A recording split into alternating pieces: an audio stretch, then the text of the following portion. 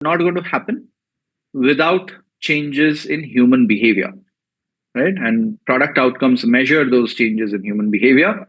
And that is why the mapping of those business outcomes to those product outcomes is very, very important. We learned how to do that using the KPI tree, using the YouTube example. This is basically what we had done in the previous session. If you remember, we had started off with a lagging indicator or a business outcome like revenue, mapped it to the user actions, which will actually help us. And then you will be able to kind of move forward there. Okay. Okay, Firoz has a question already. Okay, Firoz, yes. Like, sir, KPI tree is one of the thing that we can't able to understand easily.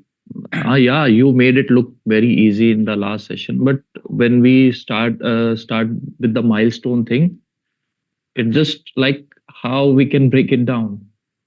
Yeah. Okay. So we'll how take we can another practice example it. today. Yeah. So how you can practice it, we already have it on the learning portal. If you're not doing the challenges, then you should.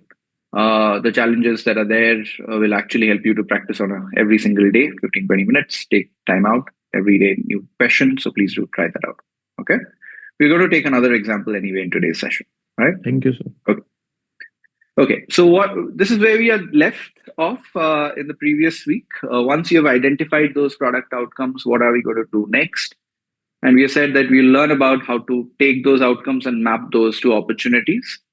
The outcomes opportunity solution tree is going to kind of start forming. So that is basically what we are going to be learning today. Okay. So let's start off by asking this particular question or trying to attempt this particular question. Let's say I've told you guys how, given you a problem statement like this, how do you increase the number of reviews on Amazon? Okay. Arushi, good morning. Let's start off with you today. Tell me, how are you going to approach it? So I was thinking either we can increase the number of users who are putting forward a review, or the number of reviews per user. So basically splitting it into two areas, which is number of users who have reviewed products and number of users who a number of reviews per user. Okay. Do you think you've understood the problem statement that is on the screen right now? Do you think you're absolutely clear? Like, this is exactly what is being asked. I rushed a little bit. Yes. So basically, to understand, I should probably be asking a couple of more questions first. Okay. So what questions would you ask which will help you figure this out? What do we exactly mean by number of users? What qualifies a number of reviews? What qualifies as a review? What qualifies as a different review?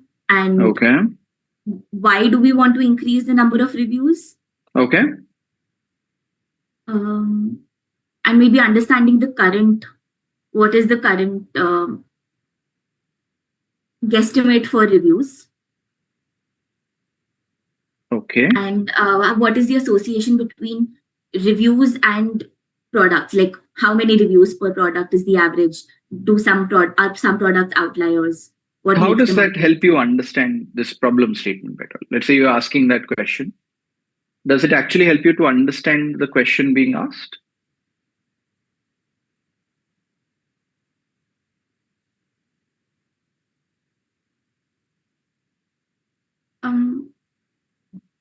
I feel like the problem statement itself seems a little like straightforward. I know there's more to it. Okay. It sounds straightforward. How do you increase the number? Sounds straightforward, right? Yeah, sounds straightforward. But actually, it is not that straightforward.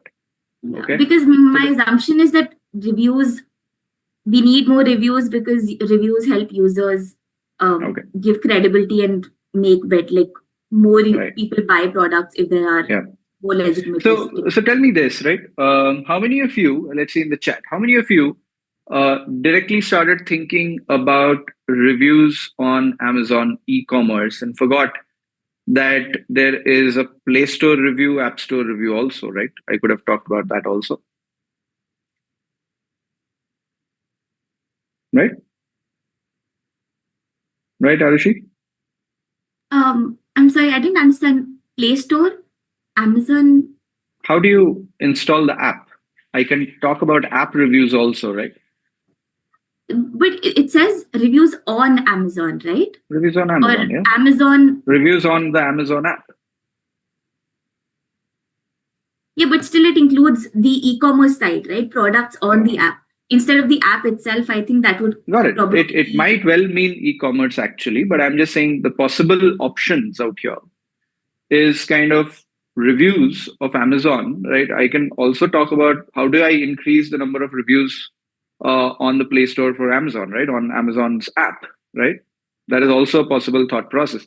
I might also think about how do I increase reviews on Amazon Prime Video. Why e-commerce? Prime Video is also part of e-commerce, part of Amazon, right? Amazon overall has multiple different verticals, right? I don't know how many of you know, but IMDb is also part of Amazon, by the way. Goodreads is also part of Amazon. Prime Video is part of Amazon. So, what do we mean by Amazon out here, right? When we talk about increase, do you understand what I mean by increase? Am I talking about a 5% increase or am I talking about a 50% increase? Your approach is going to be very, very different, right? If I tell you to suddenly increase the number of reviews, even if it's for e-commerce, and I say that, okay, double the number of reviews, right? Versus I say like, okay, you have to increase it by 5%. It's drastically different approaches that you have to take, right? When I say reviews, what do I mean by reviews? Do I mean text reviews? Do I mean image reviews? Do I mean ratings? Do I mean video reviews? What kind of reviews am I talking about? Right? Am I talking about product related reviews? Am I talking about service related reviews? What kind of reviews am I talking about? Okay. So, and this is one of the classic mistakes which most candidates make in interviews. A seemingly very simple question, you think you've understood the question, but actually you've not understood the question. And that's one of the reasons why these kind of questions are asked during interviews, because and as interviewers, I will be very honest, as interviewers, we take a lot of sadistic pleasure in watching people actually fall into that trap because it is like, okay, I've laid the trap for you, come fall into this trap, right? And a lot of candidates actually fall into that trap, and the interviewers are just smiling in their mind, okay, right? I knew you were going to fall into this trap, and now it gives me the signal that, okay, you're not going deep to understand the problem. And which is the very reason why you need to actually ask clarifying questions. Okay. And you would have learned this in the previous week during the KSR session, clarifying questions. How do you ask clarifying questions? A very simple hack out here is to underline each and every word that you do not understand or you think you've understood, but you actually don't understand. Right? The moment you underline the words, you get the questions around what we call as understanding the scope. What do we mean by increase? What do we mean by reviews? What do we mean by Amazon? Right? Once you've understood this part, then the next thing is to understand the why behind it. Why do we want to increase it at the end of the day? And that is basically the second set of questions. Why do we want to increase the number of reviews? Why does it matter to us?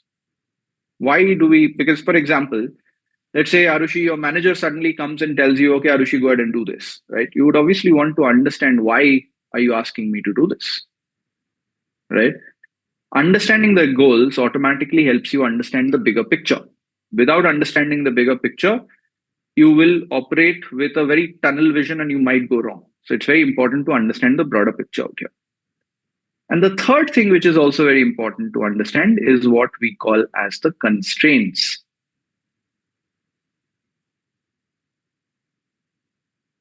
Okay. What are the constraints? Constraints typically are either timeline constraints. Increase the number of reviews on Amazon by 5% in a week versus increase the number of reviews on Amazon by 5% in 3 months. Very different approaches you're going to take, right? The second kind of constraint is a resource constraint, usually human resource constraint. You have one engineer to work with versus you have a team of 10 engineers to work with. Your approach is going to be very, very different. Okay. The third is usually a financial constraint. In this case, let's say I tell you, you cannot spend any money to increase your number of reviews. So if you're thinking about cashbacks, rewards, discounts, and things like that, all of those go out of the window. I'm clearly laying out a constraint that there is no financial kind of resource that you're going to have out here. You cannot spend money to increase the number of reviews. Okay.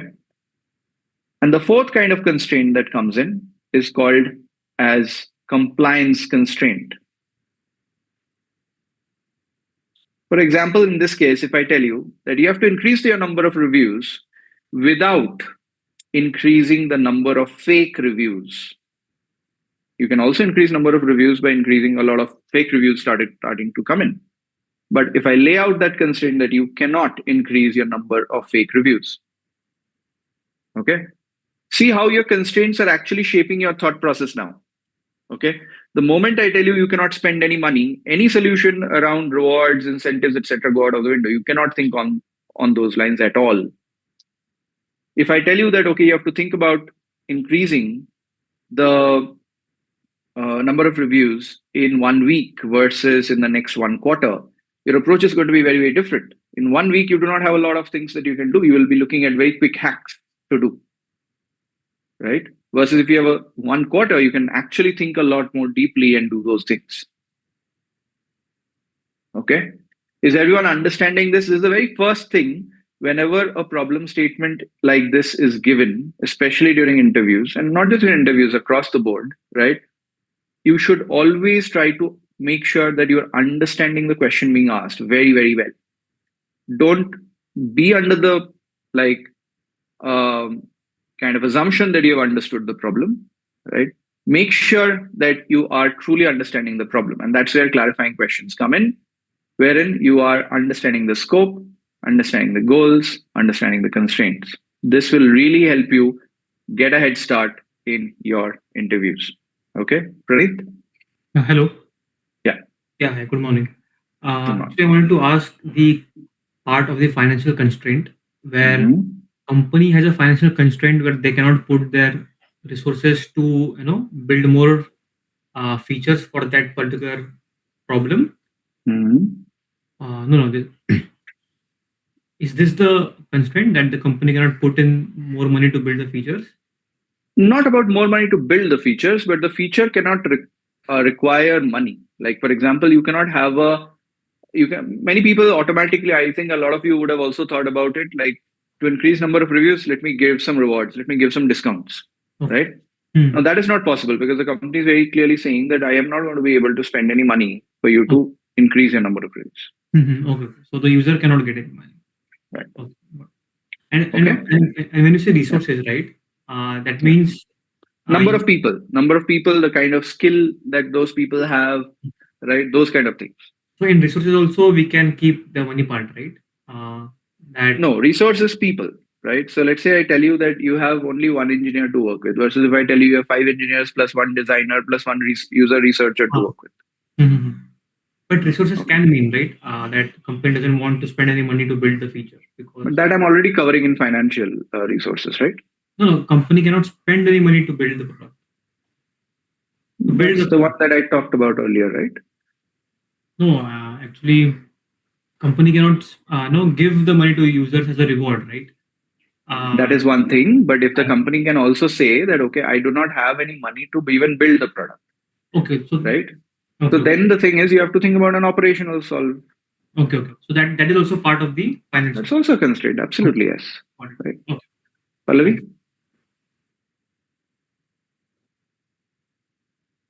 Pallavi? You're on mute in case you're speaking. Okay, Akanksha. Hi Arindam, good morning. Just I wanted to ask, can you explain about the scope? Like I didn't understand. Which part did you not understand? So like how basically you told to underline the words, like so how scope, like understanding the scope, like what type of question we can ask. The scope basically means that you are trying to understand the context in which you are operating. Okay. If you do not understand the context in which you are operating, then how you're missing out the bigger picture again, right? So let's say, which function do you work in, Akanksha? I work in marketing. Marketing. Okay, great. So let's say your manager actually comes in and tells you that, okay, Akanksha,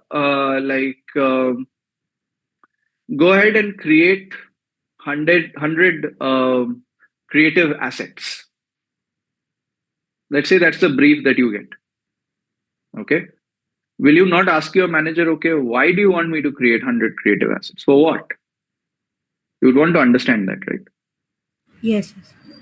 So that's basically the same thing that is happening out here. If I'm telling you how do you increase your number of reviews on Amazon, you should first try to understand kind of what do I mean by increase? What do I mean by reviews? What do I mean by Amazon? Each and every word in the problem statement, if you understand very clearly, then automatically it helps you to understand the bigger context. Okay. Okay? All right. Thank Saurabh? Yeah, hi Arindam. So I have a little bit, like a deep down thought process on the constraint which you have actually explained right now. So I mean, if we consider constraint, it can also impact the product effectiveness and the business outcomes as well. So does it make sense to pursue this problem despite the associated task, or like the We'll come to discussion? that. We'll come to that later. That's the entire process of mapping outcomes to opportunities. Okay, sure. Gauravi? Yes, hi.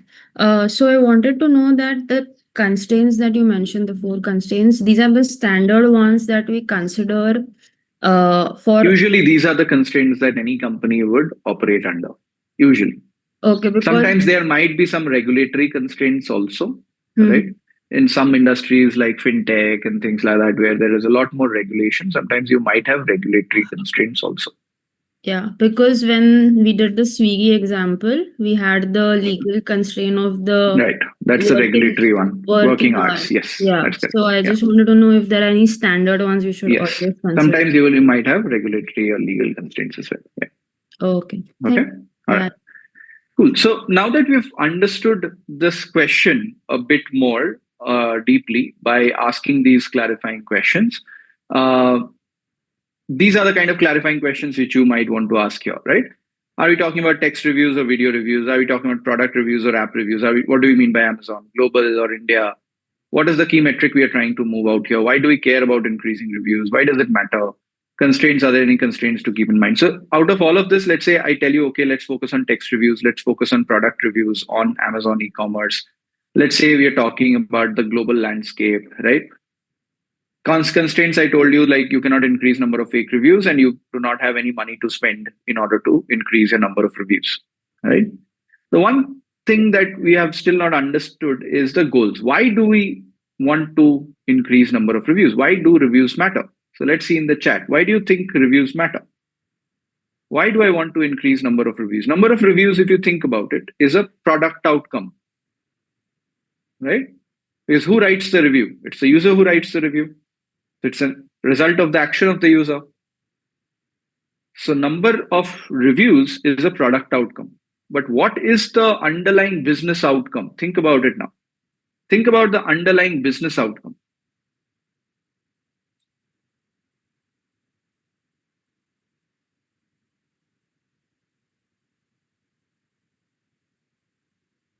Swati, tell me. Why do we want to increase number of reviews? If we increase reviews, more and more people would be encouraged to come out, check out the products. And if more, because they kind of trust that the product is actually real, it functions. Okay. And people have used it. So they kind of can depend on the product they are actually buying. How does the business help get help from that? How does it help grow the If business? more people come, they buy more products. Okay. The overall engagement on the platform increases, right? Okay. So basically, you are saying that if there are more reviews, the trust on the platform increases. Increasing the trust on the platform increases the conversion rate. The Yeah. conversion rate increase leads to higher sales, which means Yeah. higher revenues. Okay, so that's one of the And higher reasons. engagement also. What do you mean by engagement? Be very careful about Like, using these jargons. Engagement. They'll probably check out generally the platform more. They'll go through more products. They'll click more. They'll check out more. So the average time spent would But increase. how does that help the business? No, the direct impact would be on revenue and sales only. So that we've already covered, right? So basically, Yeah. increase in trust helps increase the conversion. Increase in conversion helps increase the sales and thus the revenue, right? Is there any other thing that increase in reviews actually helps with?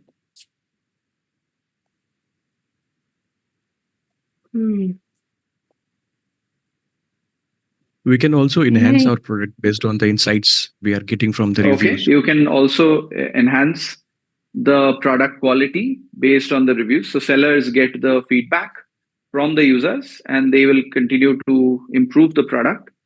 How does that help? Again, improving the product will help improve the conversion and improve the sales. And again, improving the sales will help improve the revenues, right? So that is another outcome that is coming out. Any other kind of Expenditure on the return workflow will be reduced. Very nice. Yes, very nice. So if you see that there is let's say there are two scenarios, right? In one scenario, a product has a lot of reviews, and in another scenario, there are very, very few, like less than 2 reviews, let's say. In which scenario do you think the returns would be higher? Returns or cancellations would be higher? Where the reviews are lesser. Where the reviews are lesser. Why? Because the thing is, when customers are placing the order, they're placing the order without a lot of data points to make that decision. Yeah. Okay. And it might not match their expectations once they receive the product, and which might usually lead to higher returns. What means, like what happens when there are higher returns? When there are higher returns, the cost for the company increases because the company now has to go and pick up that product again from the doorstep of the customer. That's an additional cost for the company, right? What happens if the costs increase? The profitability goes down. We've learned that, right? Your net profit is equal to your revenues minus your costs or expenses. Here the costs are increasing, which means your profits go down. So what we are understanding out here is that increasing in reviews also helps in reducing the costs, which automatically help in improving the profits. Okay. So reviews basically are helping us, one, in building trust, which is helping in increased conversion, which is helping in increased revenue. Second, it is helping improve the product quality based on the feedback of the users, which is again helping build the sales funnel and increase in revenue. And the third is it is also helping reduce the returns, which is reducing the cost, which is improving the profits. Okay. There is one more thing that is actually happening, right? Which none of you talked about. But so to understand this, just one question. I'll come to you. Just raise your hand. I'll come to you. Right. So other thing that actually happens out here is basically think about how the entire flow works. The user visits Amazon. Some of the users would be looking at reviews and may decide to buy the product. And out of those people who are buying the product, some of them might actually go on to write a review. And then an interesting thing happens, which is Google or any of these search engines or these LLMs nowadays will start indexing the review. What does indexing the review mean? It starts actually crawling these pages and starts getting that additional piece of information that there's a new review which has been submitted, and it will start classifying and storing that review. Okay. How does that help? When another new user is searching for a similar kind of a product, this review link will start kind of coming up on those search rankings, right? And because it's user generated, it will have a higher signal in the search algorithms. And this review link will start coming up higher and higher, which will now increase the visibility of that product on search rankings, which means other users will now discover this product and come to Amazon. Okay. This is what we call as organic traffic generation, or in many words, in many other cases, you might hear the term search engine optimization, SEO. Okay. And this basically is a way to generate additional traffic without spending any money. If you think about it, Amazon has not spent any money out here. Amazon is just trying to make sure that the users who are buying the product are actually reviewing the product, and then the rest of the job is being done by the way the systems are built out. And which is why, can you tell me what is this an example of? We have learned this in systems thinking as part of one of the concepts. Let's see if you can actually tell me what this is, or what is this? This is a feedback loop. Feedback loop. Yeah. Feedback loop, causal diagrams, you've learned that, right? So this is a feedback loop. In the context of growth, feedback loops are very, very important, because this is what kind of loops are all about. Growth loops are all about one user bringing multiple users. That's a growth loop. Okay. We're going to learn about this later on also in this fellowship, but this is an example of a growth loop. So what are we saying then? How do reviews actually help? Reviews are helping us in improving the conversion, helping reduce the costs through reduced returns, helping improve the product, and also helping in organic traffic generation. Okay. Is everyone clear about this so far? Give me a quick yes in the chat. Karthik and Divyanshi, let's take your questions as well. Karthik. Yeah, hi Arindam. I just wanted to think out loud in this part. Let's say if a review increases, right?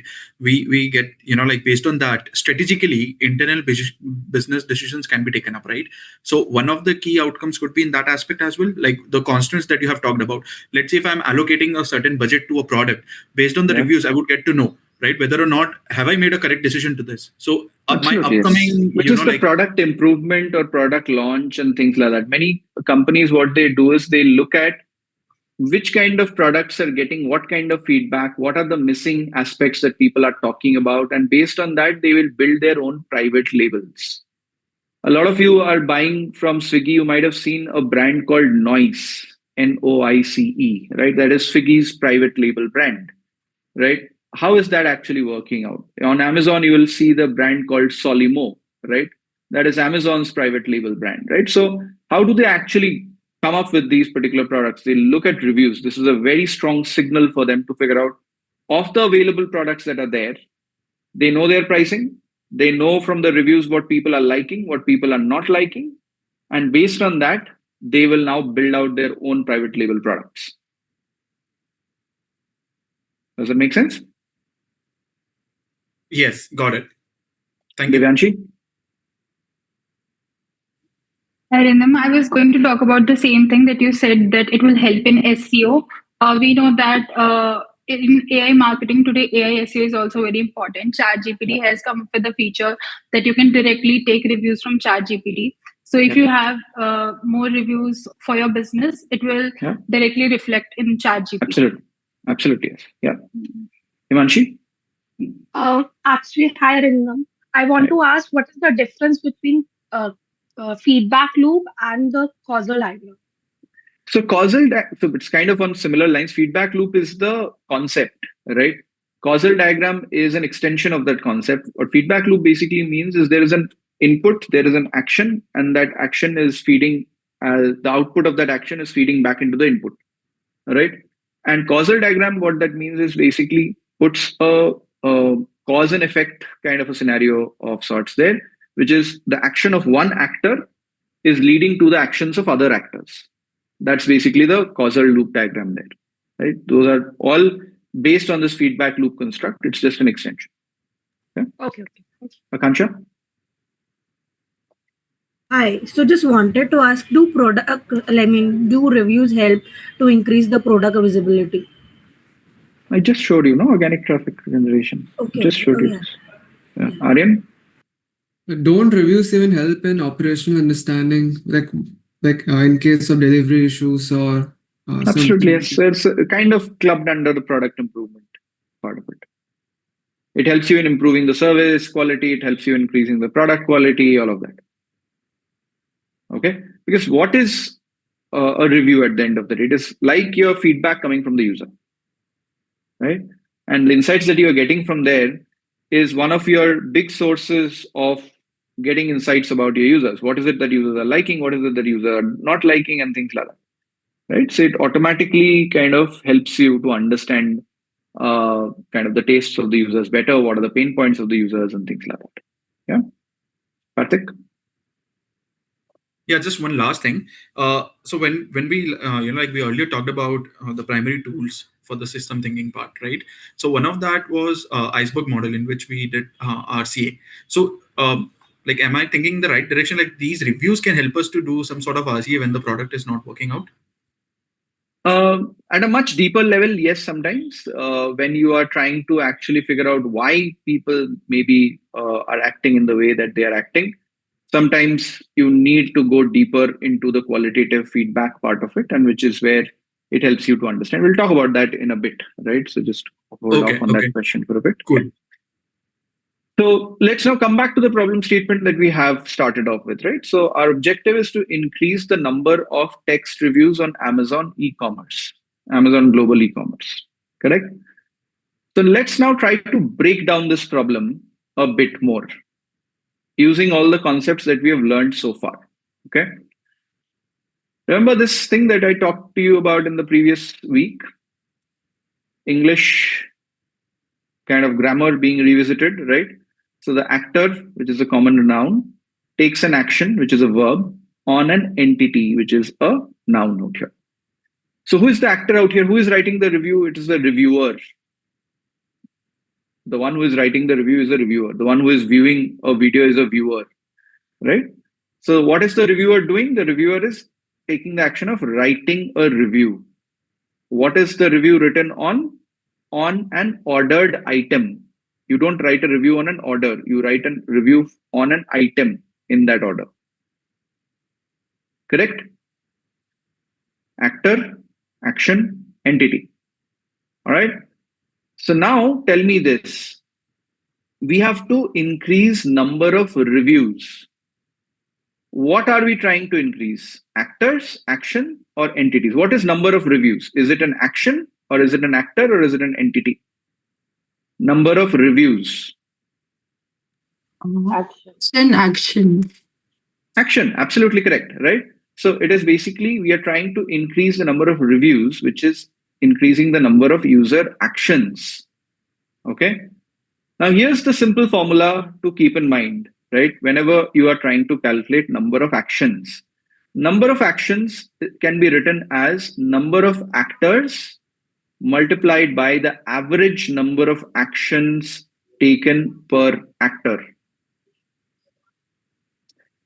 Number of actions is equal to the number of actors multiplied by the average number of actions per actor.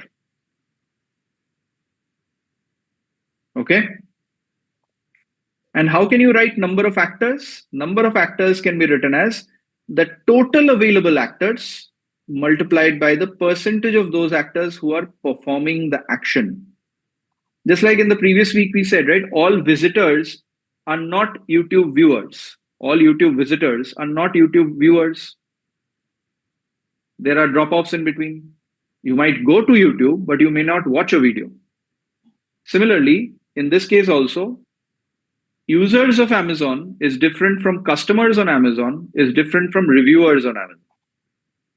All visitors to Amazon don't place an order. Those who place an order, all of them do not write a review. Right? Those who write a review do not write a review for every item that they buy. Okay? So there are drop-offs here. All right? Is everyone clear about this? Give me a quick yes if you have actually understood this. Why can't we say just users instead of actors, right? No, because actors means what is the focus is on the action. Users can perform different kinds of actions. You're narrowing down the focus to figure out what is the action. Okay, that's why the actor part of it, right?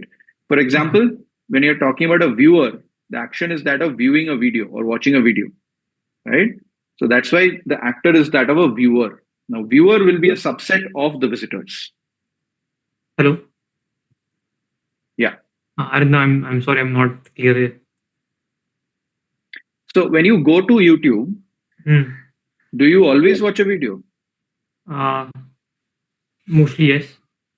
No, not mostly. Do you always watch a video? No. No, right? Because many times you might search for a video, you may not get anything, right? Relevant. You will not watch the video, right? So are you a visitor in that case? Yes. Yes. Are you a viewer? No. No. That's exactly the thing that I'm saying. In this case also, you buy from Amazon, but do you always write reviews for the items that you buy? Okay, got it. No, right? So in this, actors means those are the people who write the review. Performing the action, yes. The action is that of writing the review. Okay, got it. Okay. So total available actors over here will be like number this, of right? So if users you or number of people who bought it's that on your product. screen. It's on your screen, right? If you look at it, what is the total available actors, right? This is your visitor. Out of the visitor, some of them are placing the order, customer.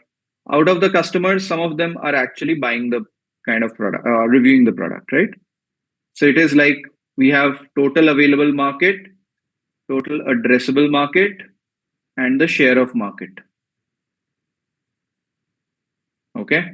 This is your visitor, this is your customer, and this is your reviewer. Is that clear?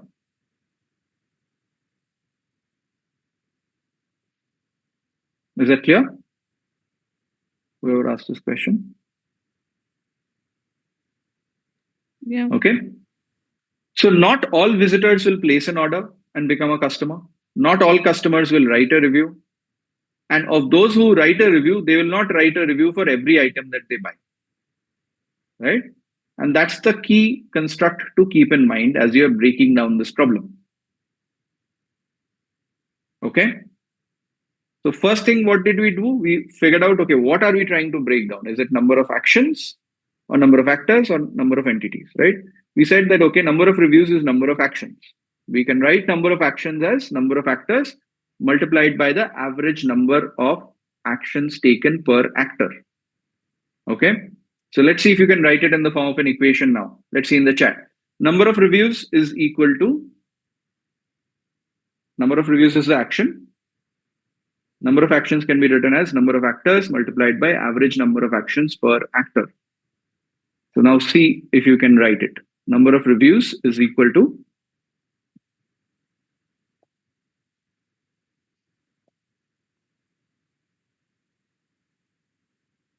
number of reviewers multiplied by number of review per reviewer. Yes, average number of review per reviewer, right? Number of reviews is equal to number of reviewers multiplied by average number of reviews written per reviewer.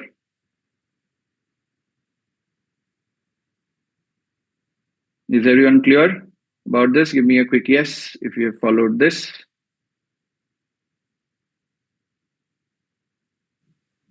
Number of reviewers as total reviewers also. Is that fine? Sorry? We can say number of reviewers as total reviewers. Number of reviewers as total reviewers. Yes, you can write as total reviewers. That's fine. Okay. So now let's see if we can break down number of reviewers and average number of reviews per reviewer, right? What is number of reviewers? Is it a count of actor, action, or entity? Tell me this. Number of reviewers is what? Actor. Yes, very nice. Okay. We know how we can write number of actors. Number of actors is equal to total available actors multiplied by percentage of those who are performing that action. Using that formula, how can you break down number of reviewers? Number of reviewers can be written as what is the total number of actors and how can you break it down? Let's see in the chat if you can actually do it. Number of actors is equal to total available actors multiplied by percentage of actors performing the action. Using this particular formula, write down the equation for number of reviewers. Number of users who order multiplied by percentage of those users who write a review. Absolutely correct, right? Number of reviewers can be written as number of customers multiplied by percentage of customers writing a review. Okay. Similarly, average number of reviews written per reviewer can be written as average number of items ordered multiplied by percentage of items a review is written for. Because what are you writing the review on? You are writing it on an entity. What is the entity? An ordered item. So the average number of reviews written is a function of the number of items ordered multiplied by, do you write the review for every single item that you buy? No. You buy it only for a percentage of those items that you have bought. That is basically this. Okay. Is that clear? KPI tree should be branched into arithmetic equations. It's not arithmetic equations. It is about breaking down a problem, to be very honest, right? These examples and examples that you get in interviews are usually going to be like arithmetic equations. In the real life, it is not as simple as this, right? It might be a more complex kind of an equation, right? It will always be an equation of sorts. What is an equation at the end of the day, right? It is basically saying these variables impact this particular outcome. Okay. So for example, if you have to increase your customer satisfaction score, there are certain variables which impact it, right? And you're trying to figure out which are those variables. I'm showing it to you in terms of very simple operators like multipliers and adders and subtractors and dividers and all of that, right? Divisors and all. But in the real world, it is not that simple that you'll find. It will be maybe a complex function with weighted averages and things like that, right? But once you understand the variables, more than the operator, the important thing is the variables.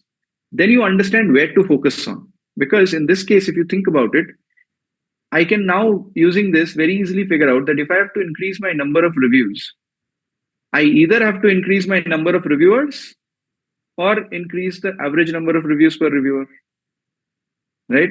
If I have to increase my number of reviewers, I have to increase my number of customers or increase my percentage of customers writing a review.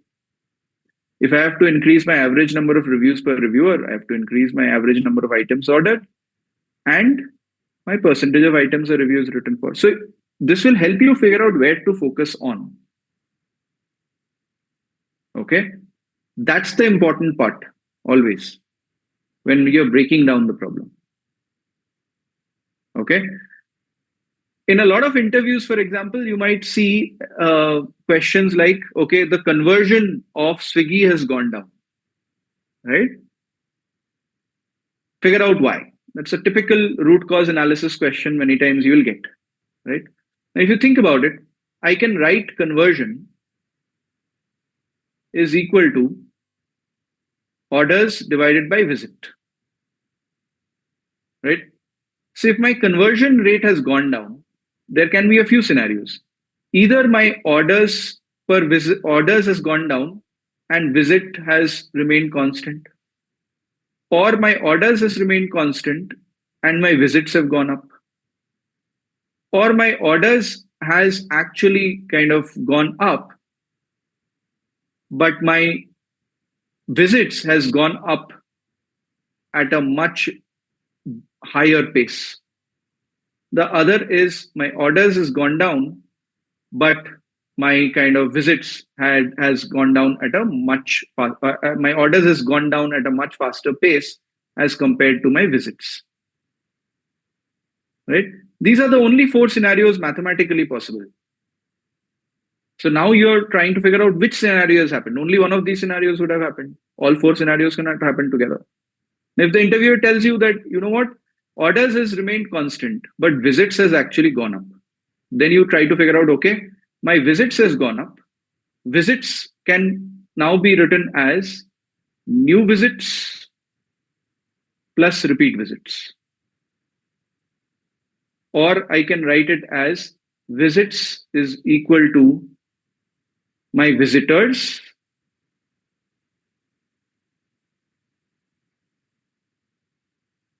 multiplied by average visits per visitor. Same like number of actions is equal to number of actors multiplied by average number of actions per actor. Then you are trying to figure out, okay, visits is kind of gone up. What has gone up? Has visitors gone up or has this gone up? Which one has happened? If visitors has gone up, then you again try to break down visitors. Why has visitors gone up? That's how basically you start digging deeper and deeper and deeper. Okay. And this is nothing but breaking down the problem into its constituent parts. This is what critical thinking is all about. This is what first principles thinking is all about. Okay. Aryan? Why we are starting the KPI tree with reviews? Don't we have to use the business outcome initially to start the KPI tree? No. KPI tree is the approach. Nothing but breaking down the problem. What was the problem statement I had given you? The problem statement I had given you was how do you increase number of reviews? So it's not necessary to start the KPI tree with business outcome. No. Okay. You start off with the problem statement that is given to you, right? Okay. Thank you. Abhinav? Yeah. Hi, Arindam. I wanted to ask, like, the percentage of items that are reviewed are actually different in the sense if it's something like an essential and something like a non-essential. So, for example, a mobile phone, people usually tend to write more reviews as compared to something which is a non-essential. So, how will that be incorporated here? That is where you will start breaking it down further, right? You will now, that's where we enter into the process of segmentation, right? That's what we're going to learn next. Okay. Once you have understood where to focus on, you will dig deeper, right? In this case, if you are working on as part of the ratings and reviews team, let's say you're working as part of the ratings and reviews team, your immediate focus is obviously not to increase number of customers. That is not one of the KRAs of the ratings and reviews team, right? So you are not going to be focused on this particular thing. Similarly, your focus is not going to be on how do I increase number of orders because you're part of the ratings and reviews team. Okay. So where would you focus on as part of your overall focus area? Percentage. How do I increase my percentage of customers writing a review? And how do I increase my percentage of items a review is written for by a reviewer? Understood. Yeah. Okay. That's the next step. That's the next step, right? So then the next step is basically now that you have understood where to focus on. So your focus is very clear now. Okay, I have to increase my percentage of customers writing a review, or I have to increase my percentage of items that a review is being written for by a reviewer.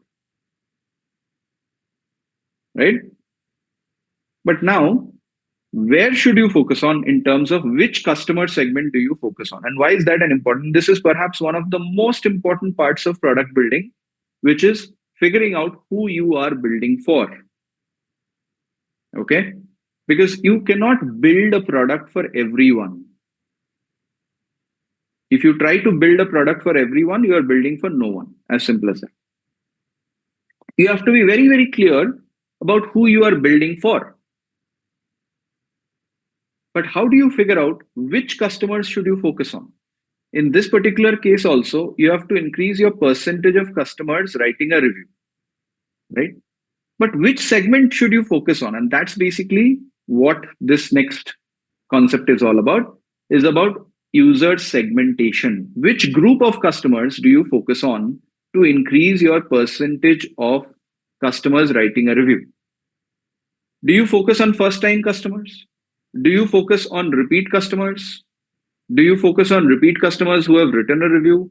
Do you focus on some repeat customers who are non-English speaking? Do you focus on those who are always browsing through the mobile phone? Which kind of customers are you going to focus on? Because if you try to build for everyone, you're building for no one. And that's the process of user segmentation. User segmentation is basically narrowing down and trying to search for potential opportunities. Okay, so let me give you an example out here, right? So let me ask Prasanna, right? So Prasanna, do you invest money? Do you invest? Yes, I do. Okay. So let's say you have to invest your money, right? So you have some money that you want to invest. Now, how do you figure out where to invest your money in? So first of all, probably I'll try to figure out few macro things, like Okay. what are the kind of products available, and maybe Okay. the associated goals that I have with Okay. investing regarding the risk level and the time period. Okay. And why do you look at the risk level? Because, for example, if some product is offering me maybe 20 times the return, or maybe 15, 30, such high bullish returns, but Right. if I'm not comfortable with the risk that is available, like I could lose money, then it's not a smart choice. Right. Right. So same thing goes for user segmentation also. When you're trying to choose which particular segment to focus on, right? You are trying to figure out one, the impact, and second is you're trying to increase your chances of success. Okay. So how do we actually group users? Right? Grouping users. Segmentation is nothing but grouping users. Okay. And you're trying to group users based on certain attributes. Okay. What are the attributes that we focus on? Usually, we are trying to figure out who are they in terms of demographics, age, gender, income. Based on that, we would want to group. Next way of grouping is how they behave. Those who are using only mobile devices versus those who are browsing on laptops, right? Those who are writing reviews versus those who are not writing reviews, etc. Third kind of grouping technique that we use is based on acquisition. Where did we acquire them from? Did we acquire them from ads? Did we acquire them from organic traffic? Did we acquire them from referrals? Where did we acquire them from? Fourth is we try to group them sometimes based on specific categories which they are interacting with. Give me the list of customers who have bought only from Instamart and not from Swiggy food delivery. There will be a group of users like that. Those who are only Instamart users but not Swiggy food delivery users. Right? And the last one is based on their profile or their recency or how much they are spending and things like that, right? Give me the list of users who are Swiggy Black customers or Zomato Gold customers. That is based on profile. Give me the list of customers who are Amazon Prime customers versus non-Amazon Prime customers. Give me the list of customers who have bought from Swiggy worth at least 10,000 rupees in the last 1 month. Okay. Give me the list of customers who have not bought from Swiggy in the last 2 months, but have bought from Swiggy before that. Okay. So these are ways in which you can group your users. This is a very objective exercise, a very quantitative exercise, user segmentation. Okay. There are 6 segmentation models that we actually use in the real world. Okay. The first one is based on demographic segmentation. Geography, gender, age, income. These are demographic parameters. Okay. Second one is based on device attributes. People who are, give me the list of users who are coming from Android version 15.2. Okay. Based on device attribute. Give me the list of users who are coming from the Brave browser. Okay. So these are based on device attributes. The third is based on acquisition source. Those who have come from organic traffic, those who have come from ads traffic, those who have come from referral traffic, those who have come from social media traffic, and things like that. Next is based on product categories. Like I said, right? Give me the list of customers who have bought from Swiggy Instamart, but not from Swiggy food delivery. Those who have bought from Amazon mobiles, but not from any of the other Amazon categories. Okay.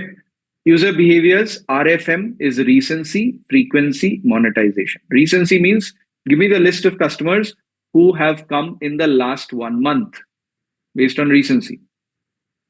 Frequency, give me the list of customers who came last month and have also come this month. Frequency came earlier and have again come now. Monetization, give me the list of customers who have spent at least 10,000 rupees in the last 6 months on Amazon, based on the revenue that I've gotten from them. User profile is based on loyalty tiers like Give me the list of customers who are Amazon Prime customers, or Zomato Gold customers, or Swiggy Black customers, or give me the list of customers who are logged in versus not logged in. Okay. These are the 6 primary segmentation models that are used in the industry. Now, these segmentation models are used together. It is not one or the other. I might want to give me the list of Netflix customers, Netflix subscribers in India belonging to this age segment and browsing through their mobile smartphones who have been acquired from ads that I have run on the Play Store. Okay. That is typically how segmentation is done in the industry.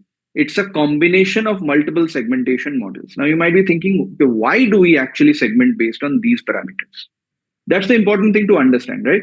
These are different segmentation angles. What is segmentation? At the end of the day, you are grouping based on different parameters. Like back in school, if you remember, our teacher used to group us based on our height, right? The ones who are shorter stand in the front row. Those who are the taller ones go all the way to the back, right? This was our teacher's way of grouping us based on a very objective parameter, which was height. All right.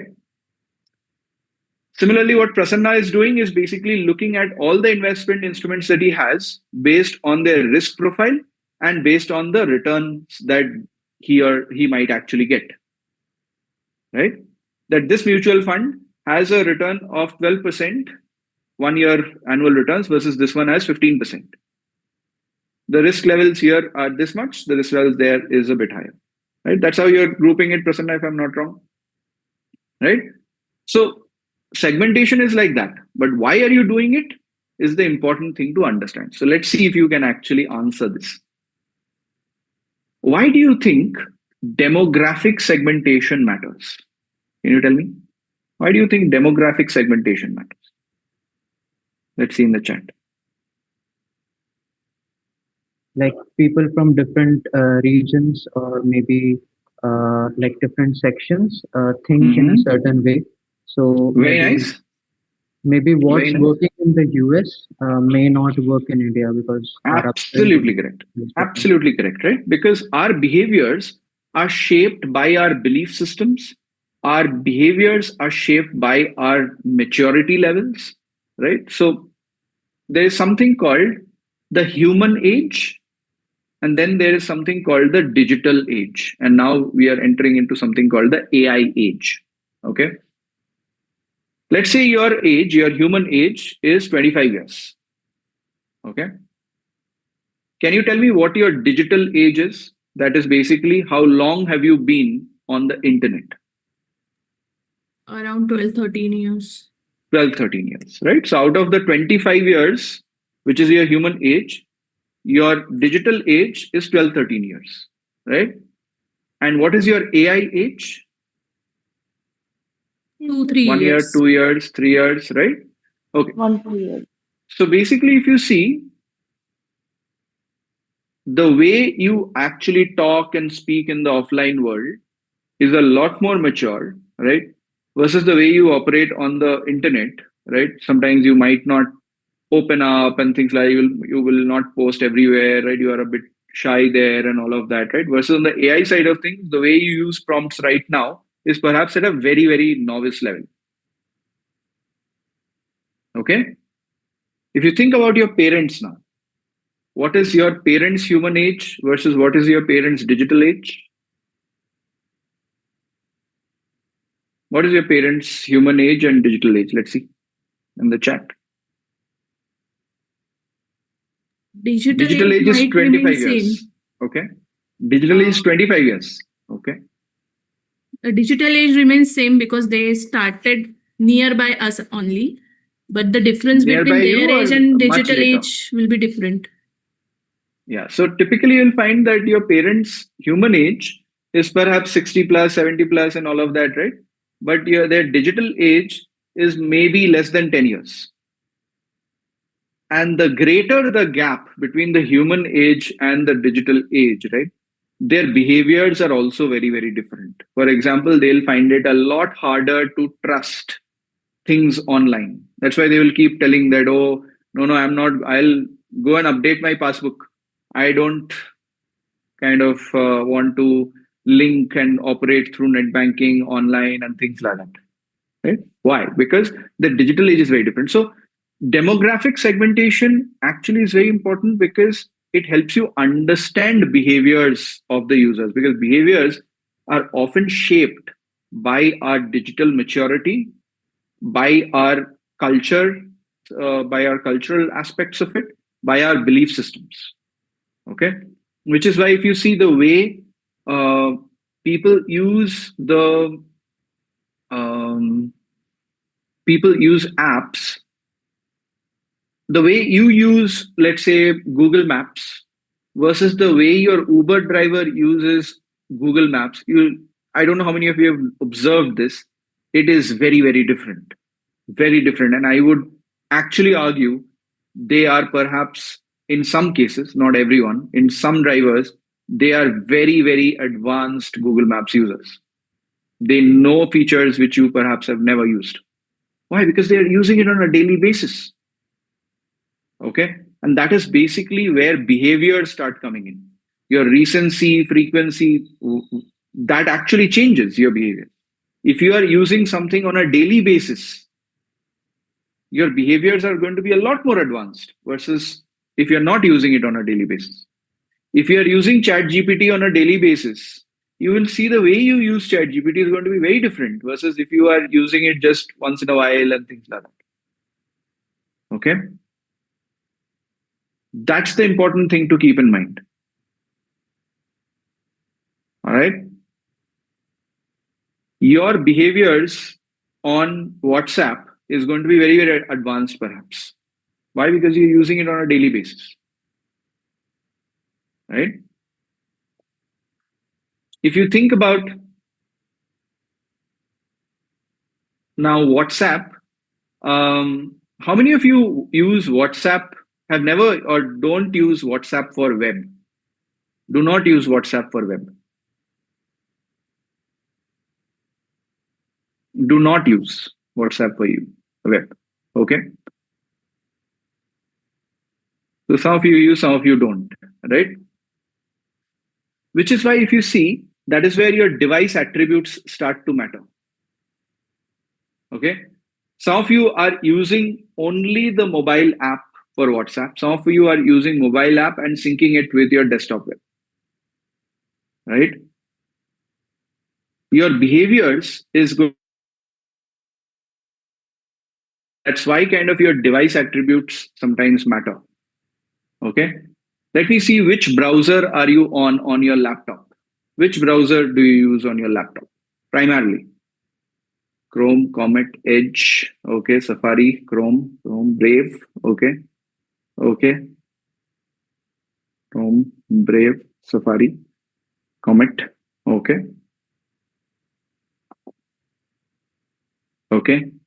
a lot of new Comet users now, okay. So for those of you who are using Comet, let me ask you this. Apart from not seeing ads and all of that, have you seen a change in your behavior in the way you are browsing the internet? If so, what is that change in behavior? What is that change in behavior? So Srinivas, tell me what you said. Yes. So what is that change you're seeing? How has your behavior changed by moving to Comet?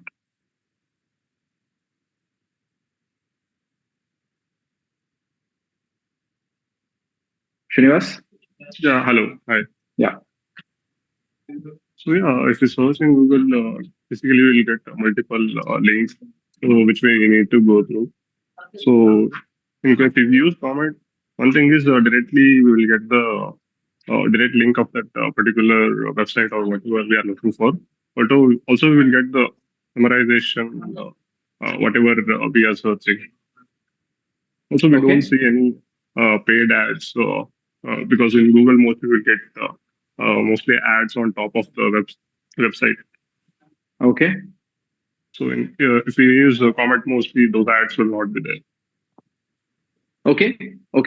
Wonderful. Yeah. So let me actually now start showing you kind of the things, how the behaviors actually now change, right? So let me actually do this.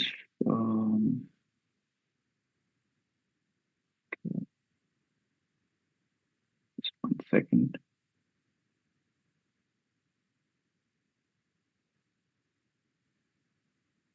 Okay, let me share my screen. So I'll show you how some of my behaviors have changed, right? So this is Comet, okay? And I'm on the Comet assistant out here, all right? Now I'm basically, let's say, searching for Airbnbs in Cambridge.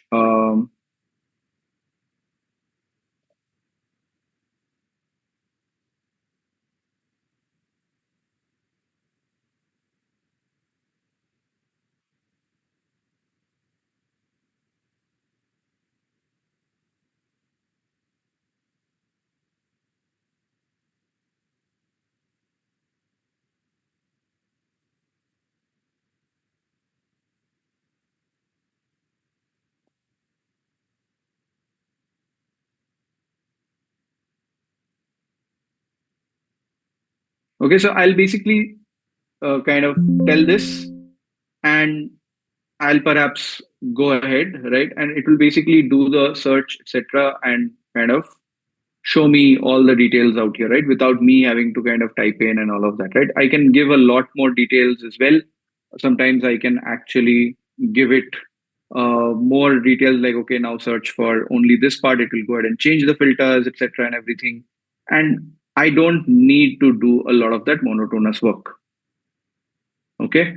So sometimes if you look at it, what is our behavior usually on the internet? We search for information, right? Typically, if you see, what do we do on the internet? A large part of it is searching for information, correct?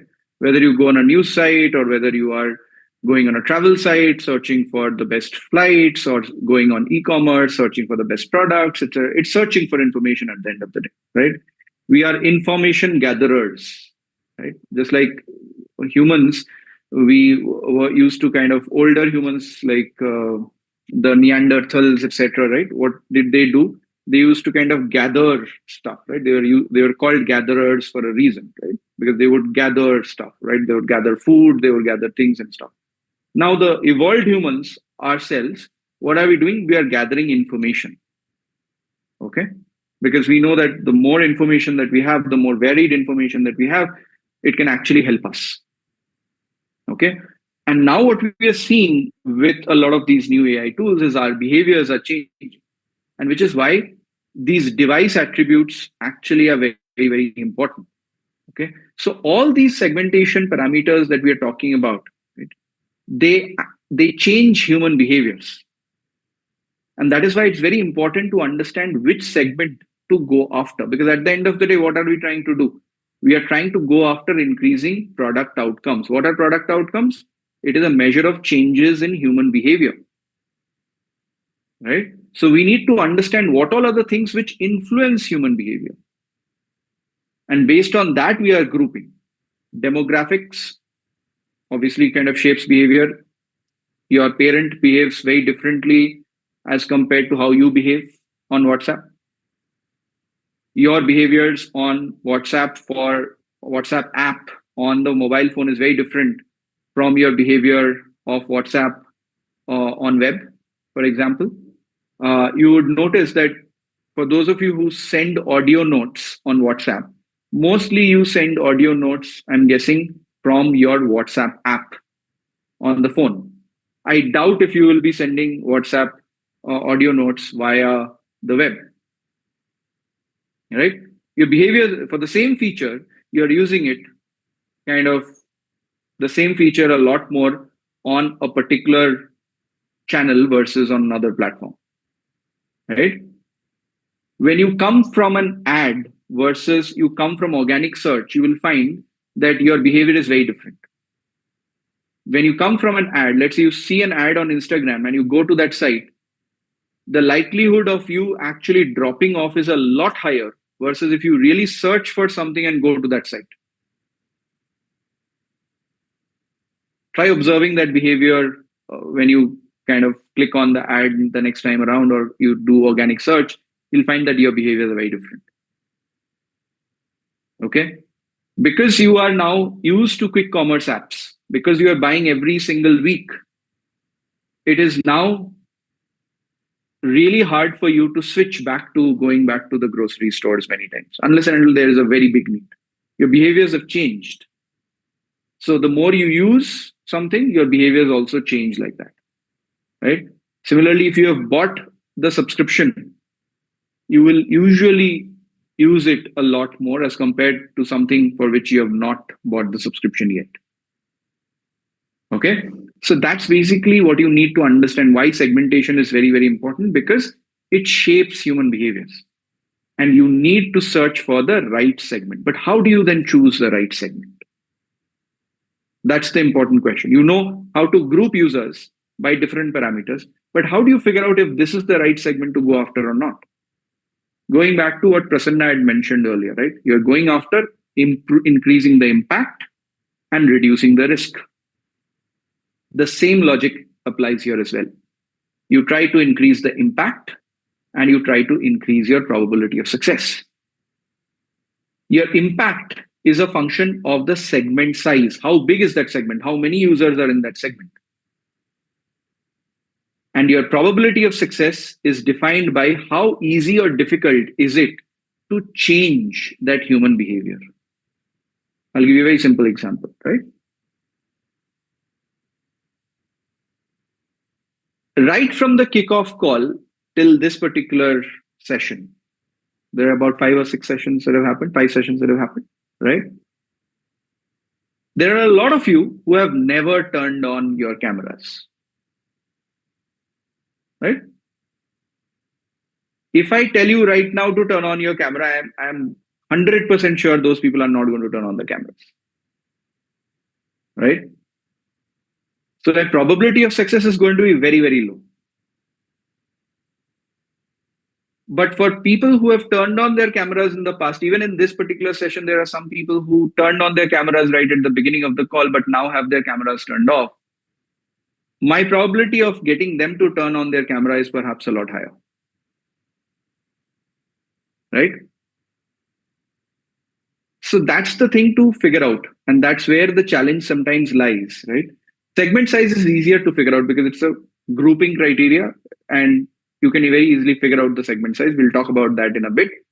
But the harder part is to figure out whose behavior can you change and whose behavior can you not change. For example, let's say a tax filing software like ClearTax. How many of you have filed kind of tax filing software like taxes through ClearTax? Anyone? Or through any tax filing software? How many of you have used tax filing softwares? ClearTax, okay. Okay. I see only, okay. Once or twice ClearTax, okay. So now think about it. Let's say ClearTax introduces a new feature, okay, which asks you to pick up a new behavior. Let's say ClearTax basically enables a voice-related feature, okay? That, okay, you can talk to someone and get your taxes filed. You are very unlikely to adopt that feature because you are going to ClearTax only once or twice in a year, right? So ClearTax is not in a position to change your behavior. But if you think about WhatsApp, which you're using on a daily basis, WhatsApp has the liberty to actually mold your behavior a lot more. Okay? That's the important thing to figure out. Your probability of success depends on a few things. And that is basically what you have to figure out. What does it depend on? One of the things that it depends on is basically how frequently is this segment using it or not using it. But there might be other parameters also. And that is where user research comes in very, very handy to understand those users' behaviors. Okay. So now let me ask you this question. In this context of this particular case, wherein we are trying to increase the number of reviews on Amazon, which segments would you want to go after? Keep in mind, these are the two product outcomes that we have. Increasing the percentage of customers writing a review and increasing the percentage of items in an order a review is written for by reviewers. These are the two outcomes. Which combination of these segmentation criteria, are you going to use? Now, here's what I want you to do. You have to be very specific. You cannot say, I will use a geographical segmentation. No. You have to be very, very specific. Like, I will actually look at the segment of users who are prime customers who have bought at least worth 10,000 rupees in the last 6 months. That is how specific you'll have to be. Because at the end of the day, what is segmentation? Segmentation is querying the data. You are basically querying the data set, saying, give me the list of customers or give me the count of customers who have exhibited these specific criteria. So Sanjay, that is exactly what I asked you not to do. You have to be very specific. Product category, which product category? User behavior, which user behavior? Why are you choosing that behavior? So I'll give you 2-3 minutes to think about it and then put it on the chat. Think very carefully about why you are choosing which segmentation criteria. What is your hypothesis as to why does that impact number of reviews? Or why does that impact these two outcomes? You have to think and then come up with a combination of the segments. I'll give you 2-3 minutes to work on this. Please don't do this Gen Z and middle class. That is absolutely wrong. Okay. Define. What is middle class? There's no specific definition like that, right? Either use income greater than this, age greater than this, and don't just use demographic segmentation. Demographic segmentation is the easiest that people can come up with, but the crux usually lies in the other ones.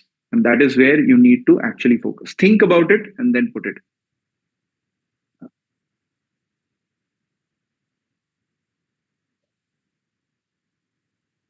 Hi, Arindam. I have a small doubt. I'll come to it. Just think about this first and do this exercise. Yeah, about this particular question only. Okay. So, is the product related to technology or personalization? So, personalization means you can think of any cosmetics or Your problem statement is this: you have to increase your number of reviews on Amazon. These are the two product outcomes that we have come up with. Okay.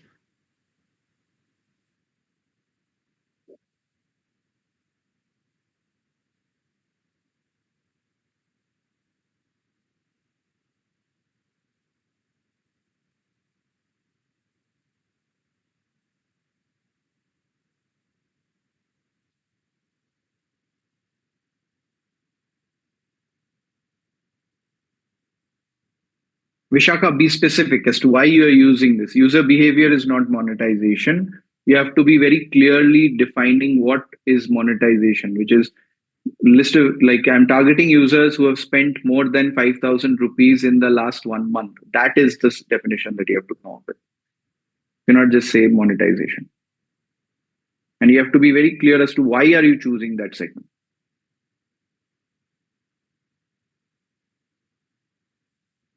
So Prasanna, now that you have come up with it, you have to define why are you choosing this segment? What is your hypothesis?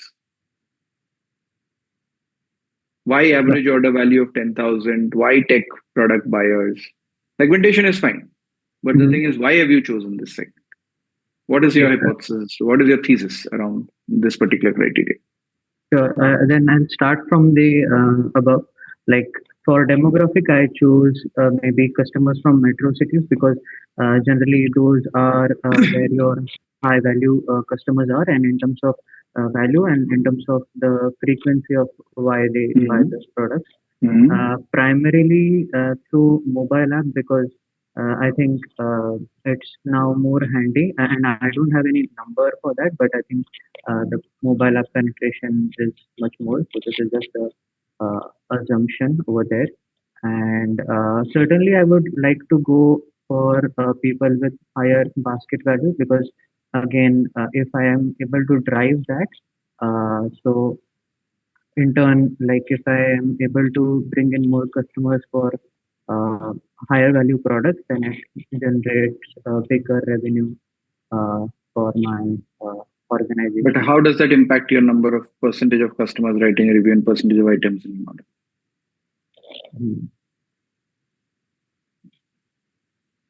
So this is where, when you are actually trying to figure out the segment, this is where your data analysis, this is where your user research comes in very, very handy.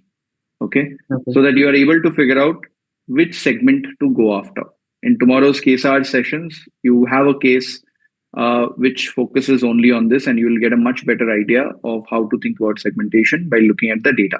Okay, so please make sure you actually kind of work on that case and analyze that case, and when you do the debrief, you'll understand this better. If I tell you this now, right? Let's say I tell you that we are talking about Amazon India. Let's focus on the Indian market. And let's say I tell you that only 32% of my reviews, or sorry, let me actually rephrase this. Let's say I tell you that 52% of my orders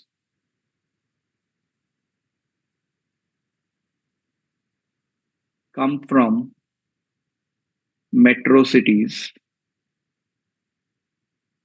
but only 18% of reviews come from non-metro cities.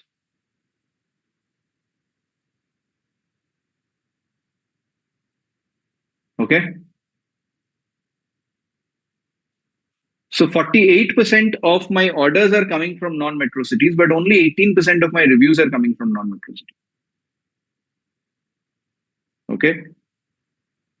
That would automatically tell you that, okay, my number of reviews, my opportunity to get number of reviews from non-metro cities is a lot higher. There is something which I'm missing perhaps, which is why I'm not getting the number of reviews at a proportional rate. Okay, so that is where data can oftentimes help you figure out which segment to go after, where the opportunity lies, where would you focus on. Okay, so in tomorrow's case, you'll get a lot better idea about that. So please make sure you attend that particular case art session and analyze it. So for now, let's actually calculate the number of reviews generated by Prime subscribers globally each year. From whatever we have learned so far, we have done the breakdown, right? Let's see if we can put it to practice now. And I intentionally want you guys to actually do this calculation so that you can get into this mindset again and again of breaking down the problems, right? We have done this just about half an hour ago. We've broken down number of reviews into its constituent components. Now, the only change that I'm making is I'm choosing one segment, which is Prime customers only. I'm keeping it very simple for ease. Prime subscribers, which is a profile-based segmentation, and globally, right? Demographic-based segmentation, right? What I want you to now calculate is the number of reviews generated by Prime subscribers globally each year. Let's see if we can do that. Instead of focusing on the numbers, focus on the breakdown of the problem first. Write it in the form of an equation like what we did earlier. Number of reviews, how we broke it down. Let's see if we can write it for number of reviews being generated by Prime subscribers globally.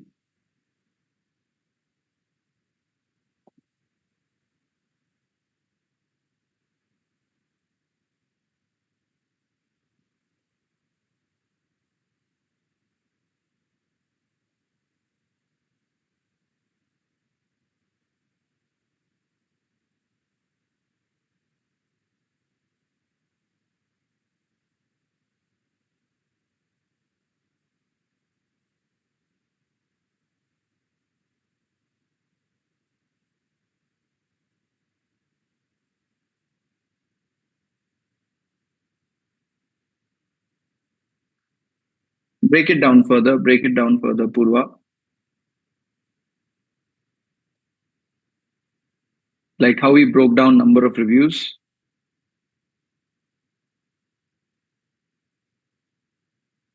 Now you're writing down number of reviews generated by Prime subscribers globally.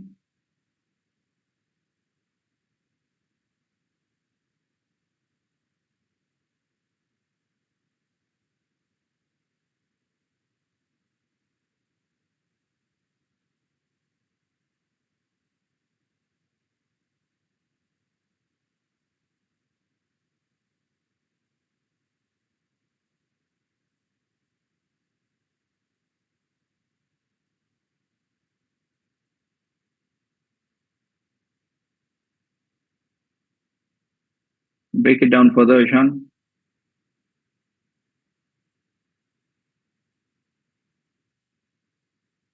If you are struggling, that means you were memorizing it so far. Okay. Go by the equations that we have learned. Number of actions is equal to number of actors multiplied by average number of actions per actor. Number of actors can be written in the form of an equation as well. Break it down. Break it down further, Feroz. So this is basically what it should look like. Number of reviews generated by Prime customers is equal to number of reviewers multiplied by average number of reviews per reviewer. Number of reviewers in this case will be a function of number of Prime customers multiplied by percentage of Prime customers writing a review. Average number of reviews will be average number of items ordered by these Prime customers multiplied by average percentage of items the reviews written for. The same thing, I can write it in this form as well, and I can start putting in numbers after that. Because Amazon is a public company, I fetched it from the Google search, right? And I was able to put down the numbers, right? Is everyone understanding how we did it? This is nothing but what we just did in the past, kind of at the starting of the session. And we just have now put in a segment of Prime customers out here. So instead of total number of customers, I've put all Prime subscribers. And the assumption that I'm making out here is all Prime subscribers are customers, right? And I put numbers out here. Is everyone clear? Give me a quick yes in the chat so that I know everyone's followed it so far. If you have not followed it, please revisit the recording one more time in case something's unclear still. But this is just a simple breakdown of it. Okay. Okay, Karthi, go ahead. Yes, hi Arindam. So my question was on the segmentation model, like it's not for this particular Mason review, just in case if we take a generalization, a product which is afforded by a customer is the ability to pay the price, right? So do we take the price as one of the segmentation entity instead of no? Okay. Not price as a segmentation entity, but that is where monetization sometimes comes in, right? So okay. The price is basically going to impact the revenue that you're getting from the user. Okay. There will be some customers who will buy only worth 500 rupees in a month. There will be some customers who will buy worth 10,000 rupees in a month. Yes. Right? That will actually signal the paying propensity. Okay. Right? Many times. Thank you. Thank you. Himanshi? Hi. Actually, I'm a bit confused about KPI tree. Basically, I also struggle this during the milestone one when I'm doing it. Why we are starting from review? Like, should we not start from customer? Like customer, then No, start with the problem statement being given, right? The problem statement is you have to increase number of reviews. Then why will you start with something else? No, it's like if we want to figure out the reviewers, right? So first we like but from where we get review, right? The customer who give a percentage of the customer who write a review, right? So we are starting with reviewers into average review per reviewer, and then segregating reviewer into the customer into the That's correct. That's correct. percent of like. Right. No, that's how else what would you you do said, it? right? I But was how else would asking, you do it? yes, I'm saying is we can start with the customer into percent of customer writing review, and then review can go after the percent of review. You can. And then You we can can. bifurcate that. At the end of the day, you are going to come to the same equation with the same variables. The only reason why I don't suggest that is because remember in school, your teacher used to say don't jump a step, because you will get confused and you will get lost. Okay, that's the very reason But why I'm either asking you way is not to jump. good, right? Either way is Either way good. is good. Absolutely, yes. Okay. If you are confident of doing it without making any mistakes, please do it. Absolutely, right? But I am 90% sure that a lot of you will struggle to do it that way, right? With Because it will be experience, it will confusing come for very me. naturally. Fair enough. If it's confusing, that's fine. But the thing is, what I'm basically saying is always go step by step. Who performs the action? It's the actor who performs the action, right? Then you can go one level above to see, okay, what percentage of actors are there. Otherwise, what Okay. happens is, many times Yes. what happens is, let's say if I tell you, calculate the number of passengers in the Bangalore airport, right? You can start off with the population of Bangalore, right?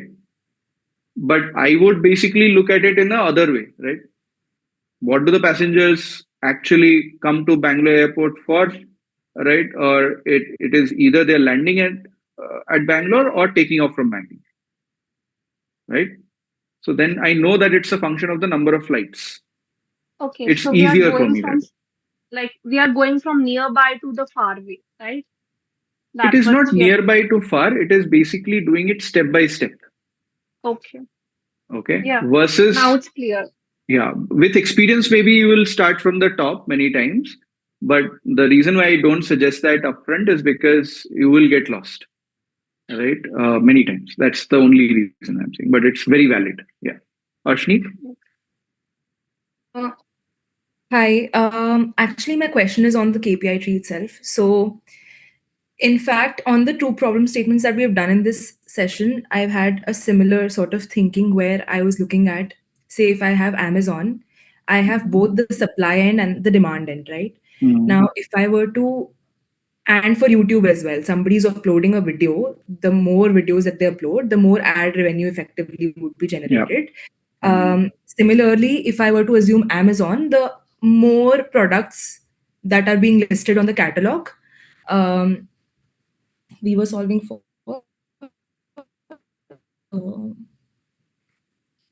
one second, the more reviews it will get, right? So I just want to understand, if I were to increase the reviews and if I take the supply sort of funnel, and understand the products that are being listed, because I understand that for a product which is really good or really bad, the propensity for a user to write a review will be higher versus a product which is sort of a neutral, you know. So the first thing, that's why the concept of an actor comes in, right? When you say reviews, it is a result of what action of, and whose action is it a result of? Is it a result of a seller side action or a user side action? It is a user side action. User side action, right? So if it's a user side action, go in that direction. If in some cases it might be an action of the seller side, not for reviews, but for some other problem statements, Yeah. then you know that you have to move on the seller side of things, right? If I tell you, let's say calculate the number of reels posted on Instagram every day, right? Yeah. Who posts a reel? It is a creator who posts the reel. Yeah. Then you would need to look at it from a creator side. That's the very reason why I'm actually asking you guys to focus on the actor, action, and the entity. Fair. In fact, I was also logically thinking about this, and that is the reasoning I could come up with. But when I'm thinking of the user, what happens at the back end and by the supply is also changing my metrics. And Which in is why that, I'm saying don't focus on that. Focus on first the action and then figure out who is performing that action. That automatically will help you move in the right direction. Got it. That's why in systems thinking, actors is very important. Got it. Thanks. Okay. Akanksha? I just wanted to ask that in the Prime subscribers you have mentioned. So are like do we are adding the videos also, like there is Amazon Prime as well, right? No, that in the clarifying questions only I answered, right? Let's like select only e-commerce. Okay. Yeah. Aryan? I want to ask the average number of items ordered. Why it is not the product outcome? Average number of items per order. It is a product outcome, but if you are part of a team, let's say the ratings and reviews team, then you are not responsible for increasing the average number of items per order. There is some other team perhaps which is responsible for that. It is a product outcome, definitely. But is it a product outcome to focus on for your team is the question. Okay.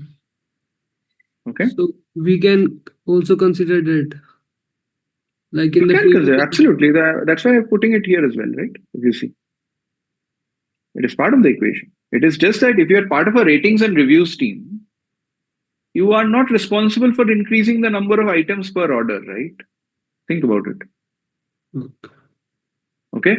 Okay. So now in this case, if you put down the numbers, right? So Siddhant, tell me this. If you were to increase your percentage of subscribers who are reviewers from 5% to 6%,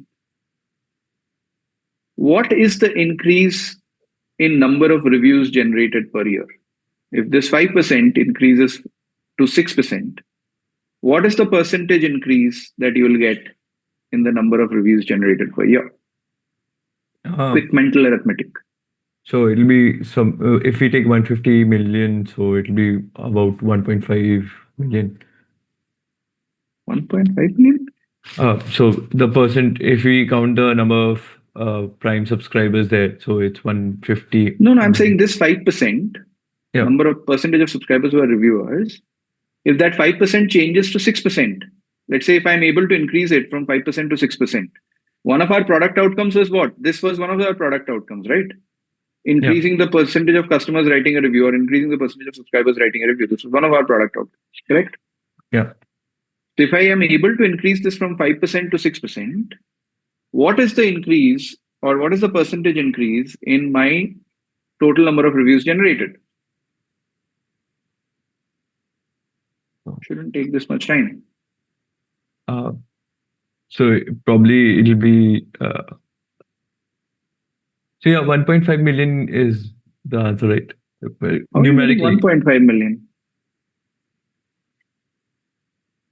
Okay, do the math in a calculator only. Use calculator. I think you guys have all forgotten to do arithmetic now, it seems.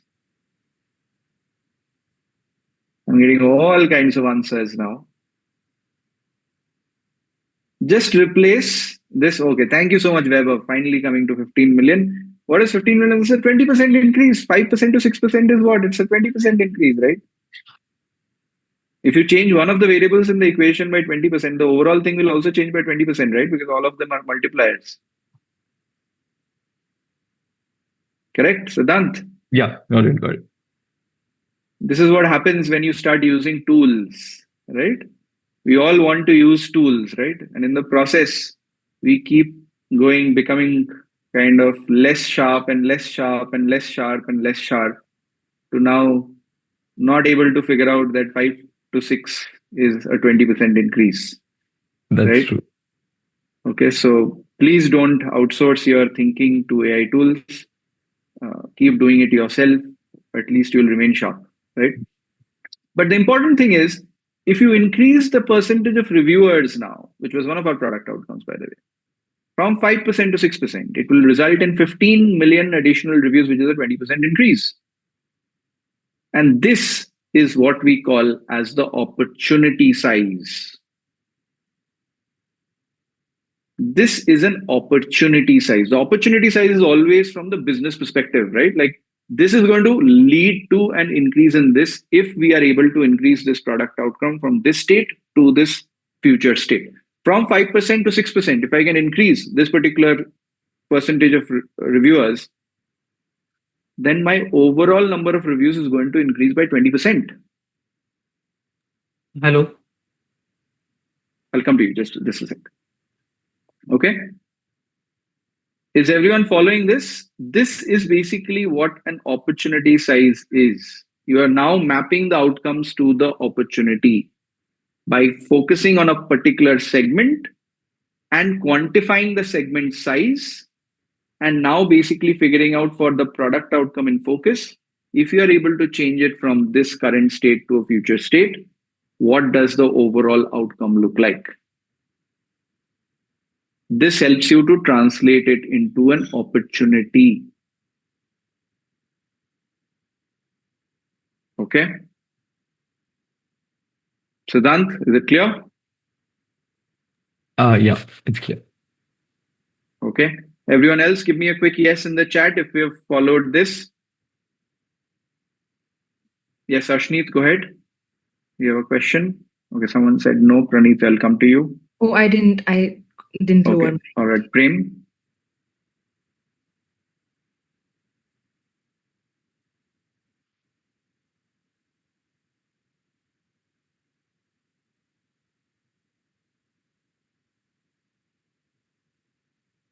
So now think about it. What do you write a review on? Do you write a review on an order or do you write a review on an item in an order?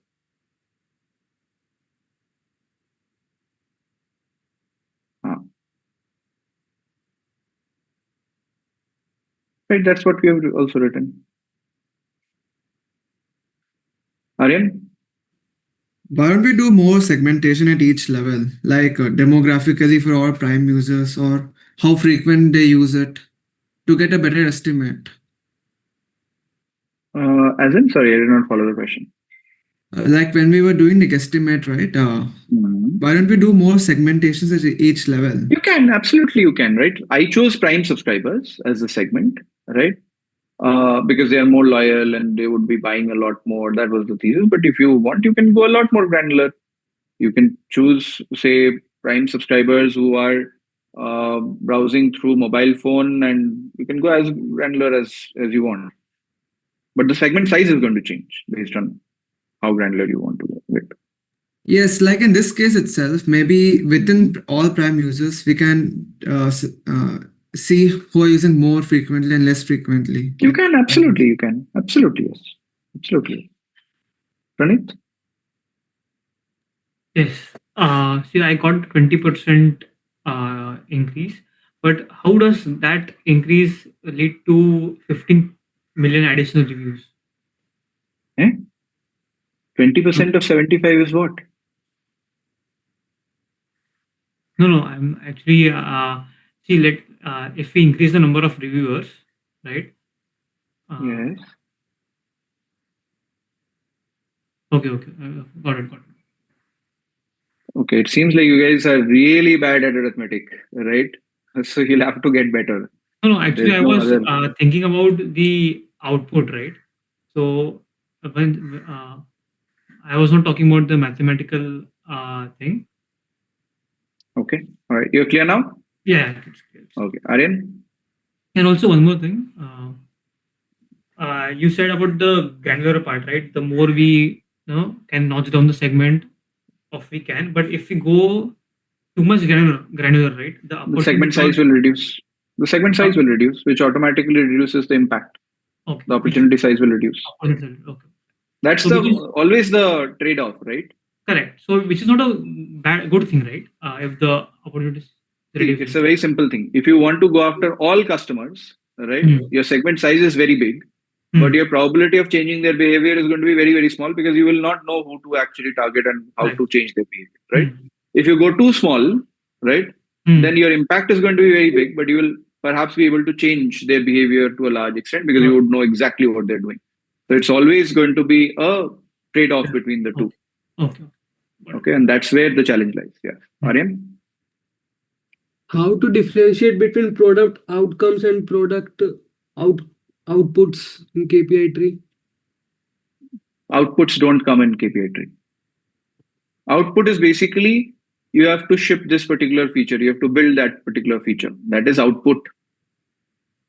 Okay, you can revisit the session 2 recording from previous week, right, in case you're unclear. Okay, so now that we have understood the opportunity by actually figuring out the segment and segment size, the next thing for you to figure out is what is the change in behavior that you want to drive in this particular segment, which will help you get to that outcome. For example, I want to focus on those people who do not have their cameras turned on, and I want them to turn on their cameras. That's the behavior change I want, right? Okay. Similarly, if I want to focus on Prime subscribers who are not writing any reviews, I want them to start writing reviews. So the change in behavior is earlier they were not writing reviews, but now I want them to write a review. Okay. And which leads us to what we call as how might we statements. How might we get those who do not have their cameras turned on to turn on their cameras? How might we get Prime subscribers who are not writing reviews to start writing reviews? Okay. That is basically how might we. This is what is the next step for you. You are identifying the segment. Then you are identifying what is the change in behavior I want from them. How might we get Uber drivers to not cancel a ride? Because I am trying to reduce ride cancellations. Okay. Is everyone understanding how might we? Give me a quick yes out here in the chat so that I know everyone's followed it. You are basically identifying the segment. Then you are trying to figure out what is the change in behavior you want from them. And you're translating that into how might we statements, HMW statements. How might we get the segment definition? Let's say I'm saying first time Prime customers to write a review. How might we get existing Prime customers who are reviewers to review every purchase? See the difference in actions also. With the different segments, the actions are also changing. The behaviors that I want from them is also changing. For a first-time Prime customer, I want them to start writing a review, to write their first review. How do I actually get them to write their first review? Why? Because I know if I can get them into a habit, they will keep writing. Just like Instagram has gotten you into a habit of scrolling and doom scrolling, and you are now only scrolling and doom scrolling, your fingers automatically keep doom scrolling, right? It's a habit, right? Similarly, I can actually think about how can I get my existing Prime subscribers who are already reviewers, who have already written some review, but how do I get them to write a review for everything that they purchase? That was also another outcome that we were trying to get to, right? Increase the percentage of items that a review is written for per reviewer. Okay. Once we have the how might we statements, the next thing is to figure out, but why are they not doing it today? Why are they not doing it? I want you all to turn on your cameras. But why don't you have your cameras turned on? Let's see in the chat. Why don't you have your cameras turned on? Why do you think people don't have their cameras turned on? In office, okay. No camera, okay. Not neatly dressed, okay. Bandwidth issues, okay. Not feeling well, okay. On the phone, okay. Early morning, even though it is past 12 noon, okay. On the go traveling, no camera, okay, right? No bath and fuzzy hair, okay, all right. See, there are a lot of hypotheses that are coming up, okay. Now, I don't know if someone is saying no camera, whether it is true or not. It's a hypothesis. Someone's camera may not be working. It's a valid hypothesis. But I do not know whether it is true or not. So which means I'll have to validate that hypothesis. Only then I will know. Correct? Someone is saying that, okay, I am taking the classes on the bed. Okay. Fair hypothesis, someone does not want to share their surroundings and all of that, right? But I do not know whether that is true or not. So I will need to validate. Okay. So in the same way, let's actually put out, why do you think people do not write reviews? Because at the end of the day, you want people to write reviews. Right now, they are not writing reviews. Why do you think people do not write reviews? Forget reviews. Why do you think people do not even rate the products that they buy on Amazon? Do not even rate. No time, laziness, no rewards, okay.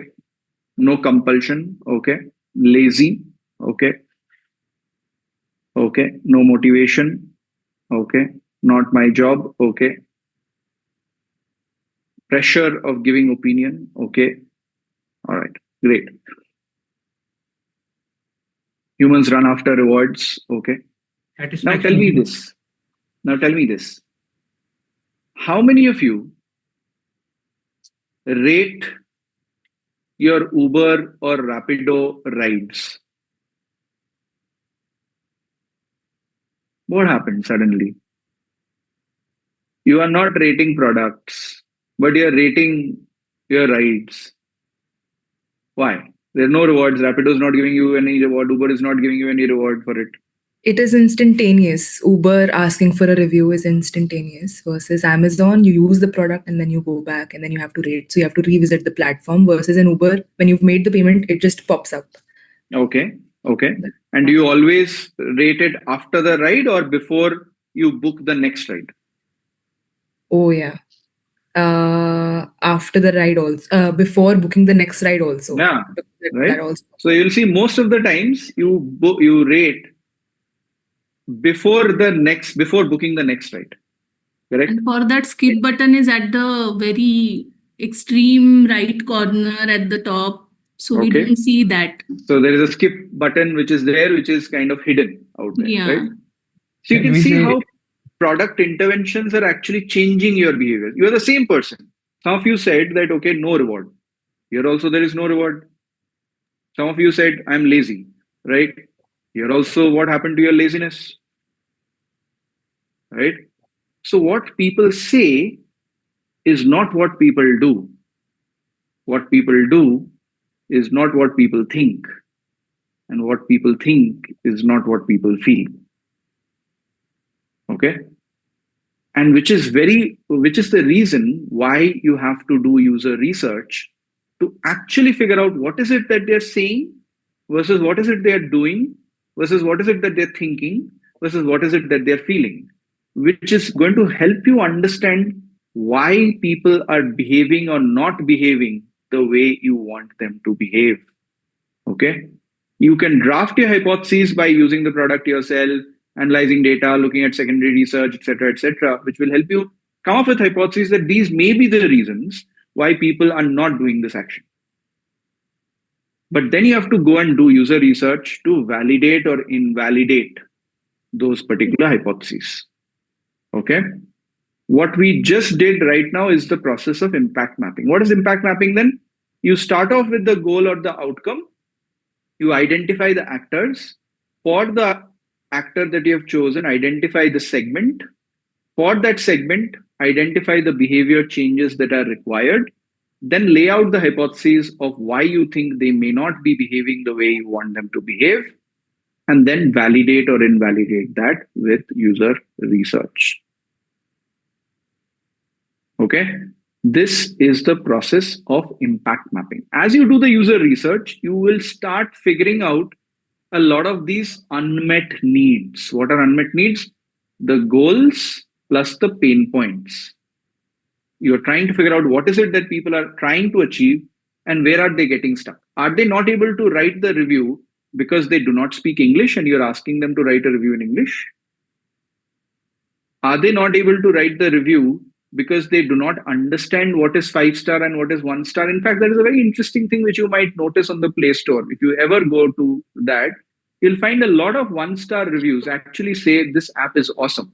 This app is great. In fact, on Amazon, you will find that as well. A lot of 1-star reviews actually say this product is great. Why? Why do you think that is the case? Can you tell me? Because they Why think do one you is the highest. They think They it's think a first ranked app, maybe. okay, okay. And why do you think they think one is the highest? Because it has been taught to us in a way that so ranking One is star is highest. not star but first rank wise. Rank 1 is high. Okay, rank one, but you are placing not rank one, rank two. You are placing 5 stars Yeah, usually. Then So it might be that first star it's already colored when you are giving review, and they don't change it maybe, and they keep it as it is, and they just okay. write the To be review. honest, one star doesn't Tell me signify that this. the product is bad, but it just signifies that okay, the one star is a star as well. No, but they're writing no. Along with 1 star, they're saying that No, this is that's great. what I'm saying. But it might They happen that the review, sorry. once It one might star happen. doesn't signify that the product is bad. It just signifies how much satisfaction that particular user actually had with that product. Even if the user is saying that the product is awesome, they believe that the stars still signify that the product is good. The star signifies excellent as well. It's just the number of stars they are giving it to the That's product. exactly why I'm asking. Why do they think 1 star is excellent? It's that environment that they were perceived that 1 star. That star is comparable with the Okay, so let me ask you this, right? Where do you think you have seen stars in the offline world? with the product which are good. School. Offline world. Electronic products. Hotel industry. School. Electronic Restaurants, products. hotels. Falguni got that correct. In the army. Which is a higher star, 1 star or 5 star? 1 star. Right. If you look at tier 2, tier 3 cities, right, the only resemblance that they have out there for a star, where have they seen a star? Right? And don't say in the sky, right? Where have they seen a star is usually in the offline world for civil servants, right? Police officers and things like that. That oftentimes dictates their behavior. They think, okay, that is what this is. Because elsewhere you have not seen anything like this. See how human beliefs, how our culture, how our surroundings shape our behaviors. In fact, if you see, a lot of people, right? In fact, maybe some of your parents also. Have you ever seen them when picking up a call on their phone? They really kind of press on the smartphone and do a hard drag, right? Even if it does not require that. Have you seen that? How many of you have seen your parent do that? It's a hard drag, right? Have you ever wondered why? Why?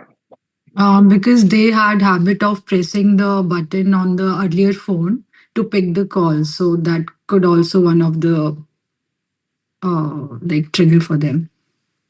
Maybe, but in a lot of cases you will find, and we had done this research some time back, we found that they were saying like, oh, but in ATMs this is how it works. Yeah, right. That resonate more. Right? Because they were used to the ATM. Where had they seen an interface, a digital interface before in the offline world? It's ATM. Try doing it on an ATM. You will also do a hard drive. The interface is not very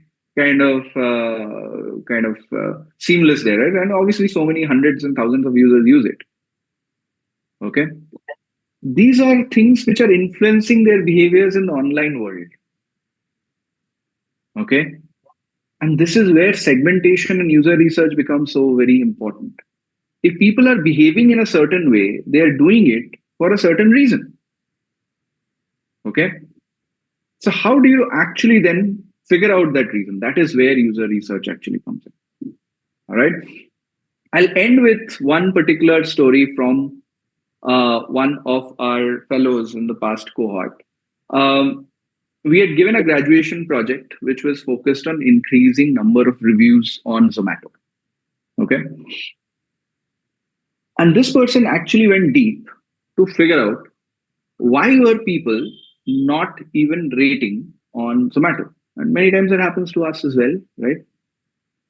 And the reason why I thought it was a brilliant finding was that what he figured out was that people do not rate their food orders on Zomato because they have no reason to open the Zomato app after the order has been delivered.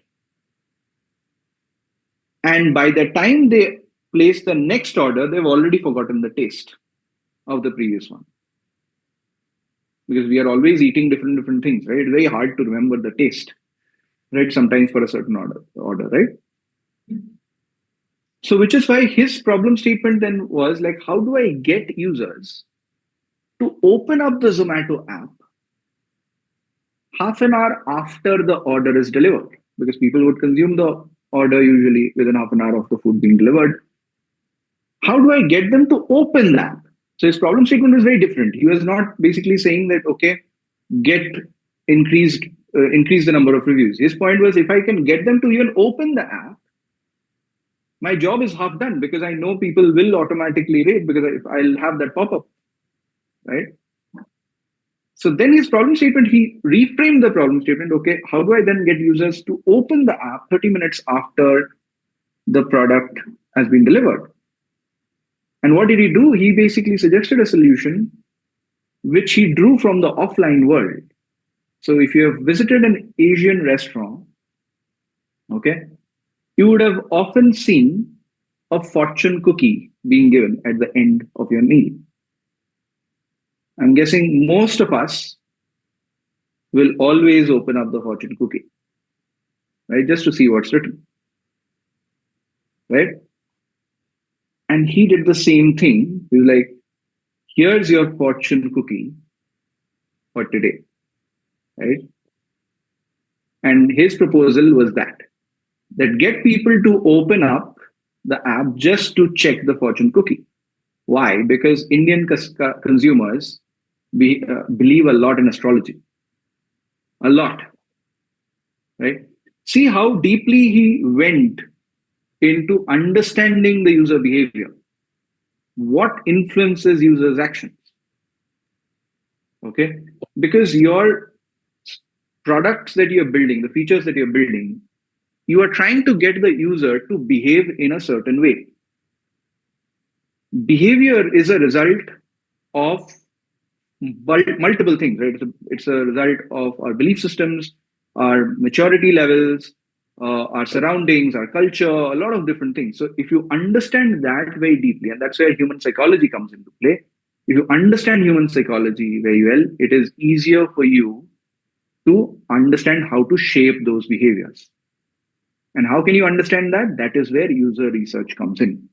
And that is where you are going to learn from one of the best minds on user research, perhaps in India. And I've been fortunate to have known her for a long time, Karthi.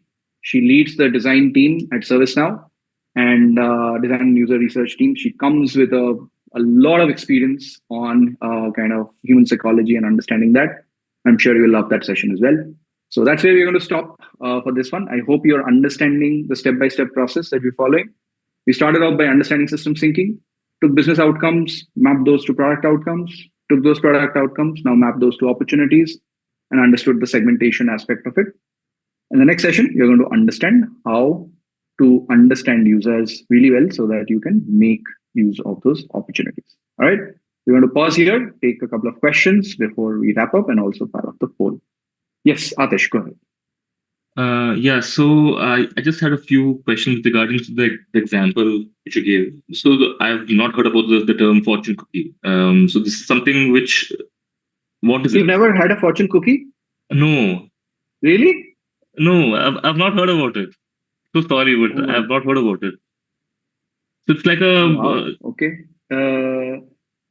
All right. So, okay. So a lot of people saying you haven't heard about a fortune cookie. All right. Also, one more thing. I Yeah. would, again, so let's say I'm assuming it's like a astrology thing, a daily No, it is horoscope not. thing. It is Oh, actually what is given is it's an eatable thing. It's a cookie. It's actually a cookie. Okay. Right. But you have to break it, and inside that is a paper, which basically reads what your day is going to look like. Okay. Okay. Okay. In a lot of Asian restaurants, that's a very common practice. Okay. And Okay. now you think of that as a digital version, whether you scratch it or whatever you want to do there. Okay. Right? But that's basically the thing. Yeah. Okay. Okay.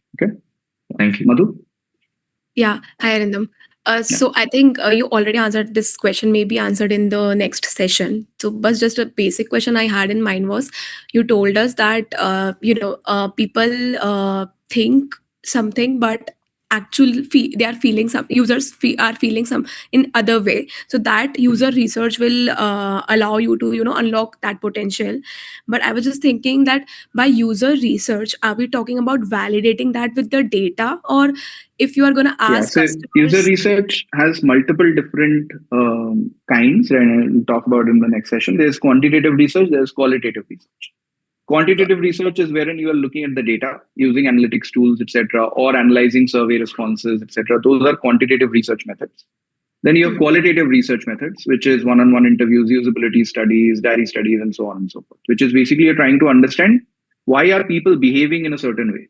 You're seeing them actually do a task and seeing them behave, and you're trying to understand why they are behaving that way. Got it. Cool. Okay? Thank you. Yeah. Pranit?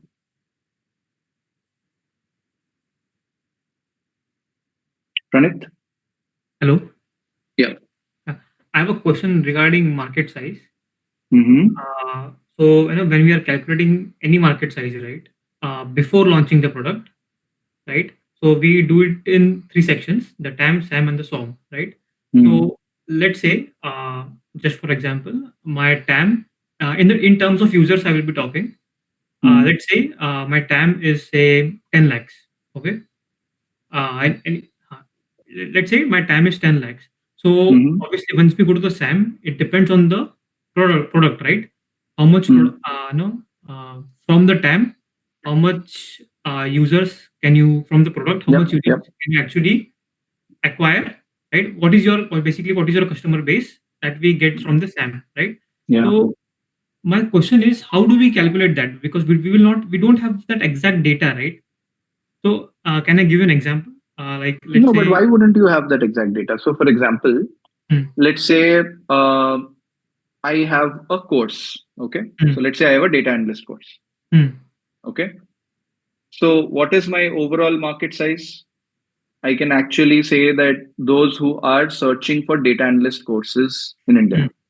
Okay. Let's say I tell you that, okay, 100,000 people search for data analyst course in India every month. 100,000. Okay. Okay. So 1 lakh people.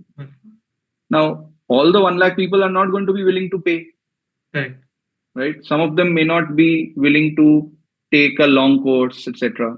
So that is where your product pieces come in. How many of them are willing to pay 30,000 rupees and are willing to put in 3 months of effort and things like that? So that is where you come to the addressable market.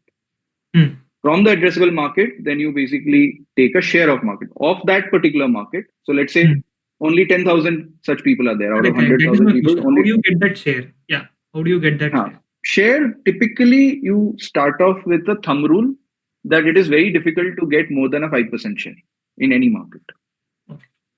Okay. When we say 5% share, you mean the SAM, right? The share of market, SOM. Okay.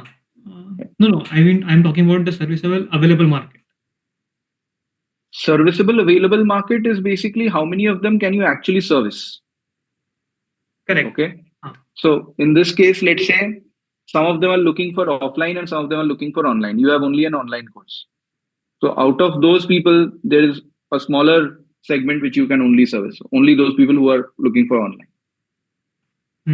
Okay. But see, no, actually, I am still unclear. So let's say I'm building a analytical tool, right? For people who invest and trade in the markets. Okay. Invest and trade in the markets. Okay.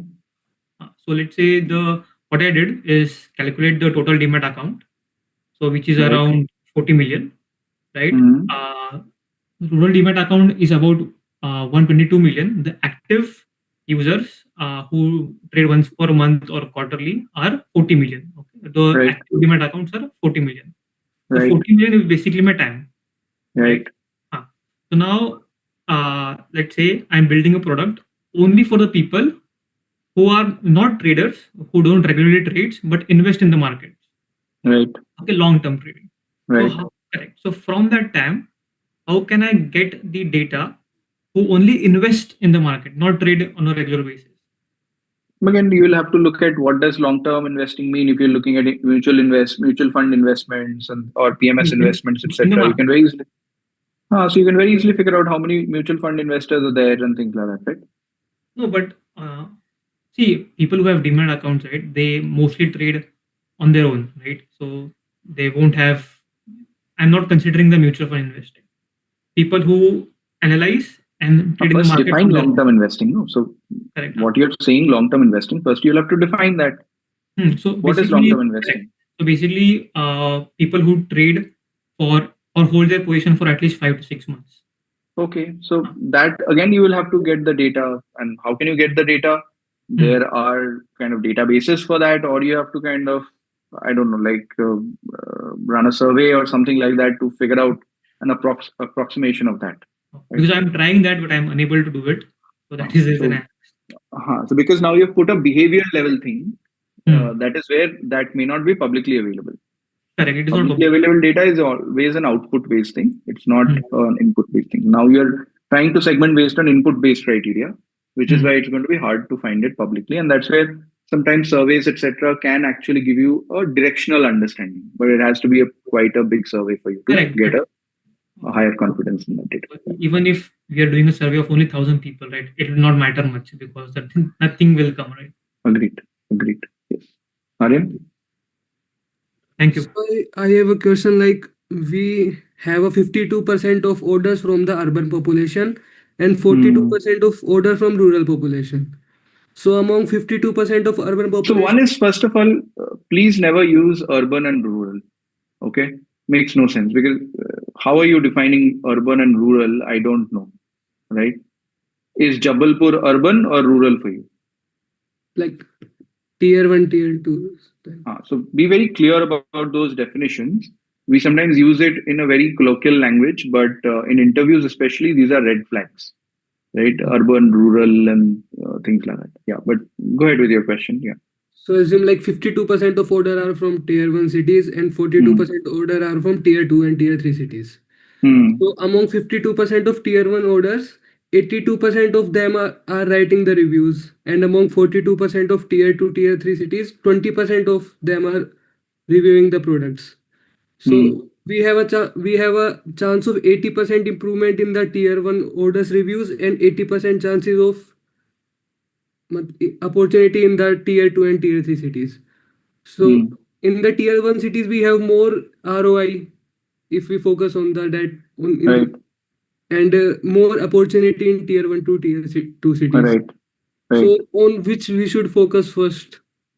So which is why I said, right? So first is you'll have to understand while the opportunity might be higher, you also have to look at the likelihood of being able to change their behavior. Right? Because to change their behavior, you might, and then the question comes as to why are they not behaving right now in that way? Why are they not writing a review? You might find out that, okay, because they are not English speaking and you are asking them to write in English. Then automatically that means that, okay, you will have to think about how do I get them to write reviews in local language, which will be a lot of effort. Now, let's say the company's strategy is not to have local language support right now. Then if you start working on local language support, is that you may not actually get the resources that you're looking for. Because the company's strategy is not that. And you are basically saying, I'm going to build local language support for writing reviews. Okay. Yes. Okay.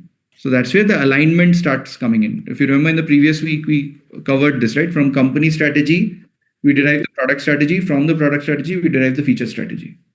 It is not the other way around. You cannot say that feature strategy is this and the company has to change its strategy based on my feature strategy. No. Okay. Okay. Thank you. All right. Well, thank you everyone for joining in for this session. I hope you are understanding how we are moving forward in the next session. You're going to go deep.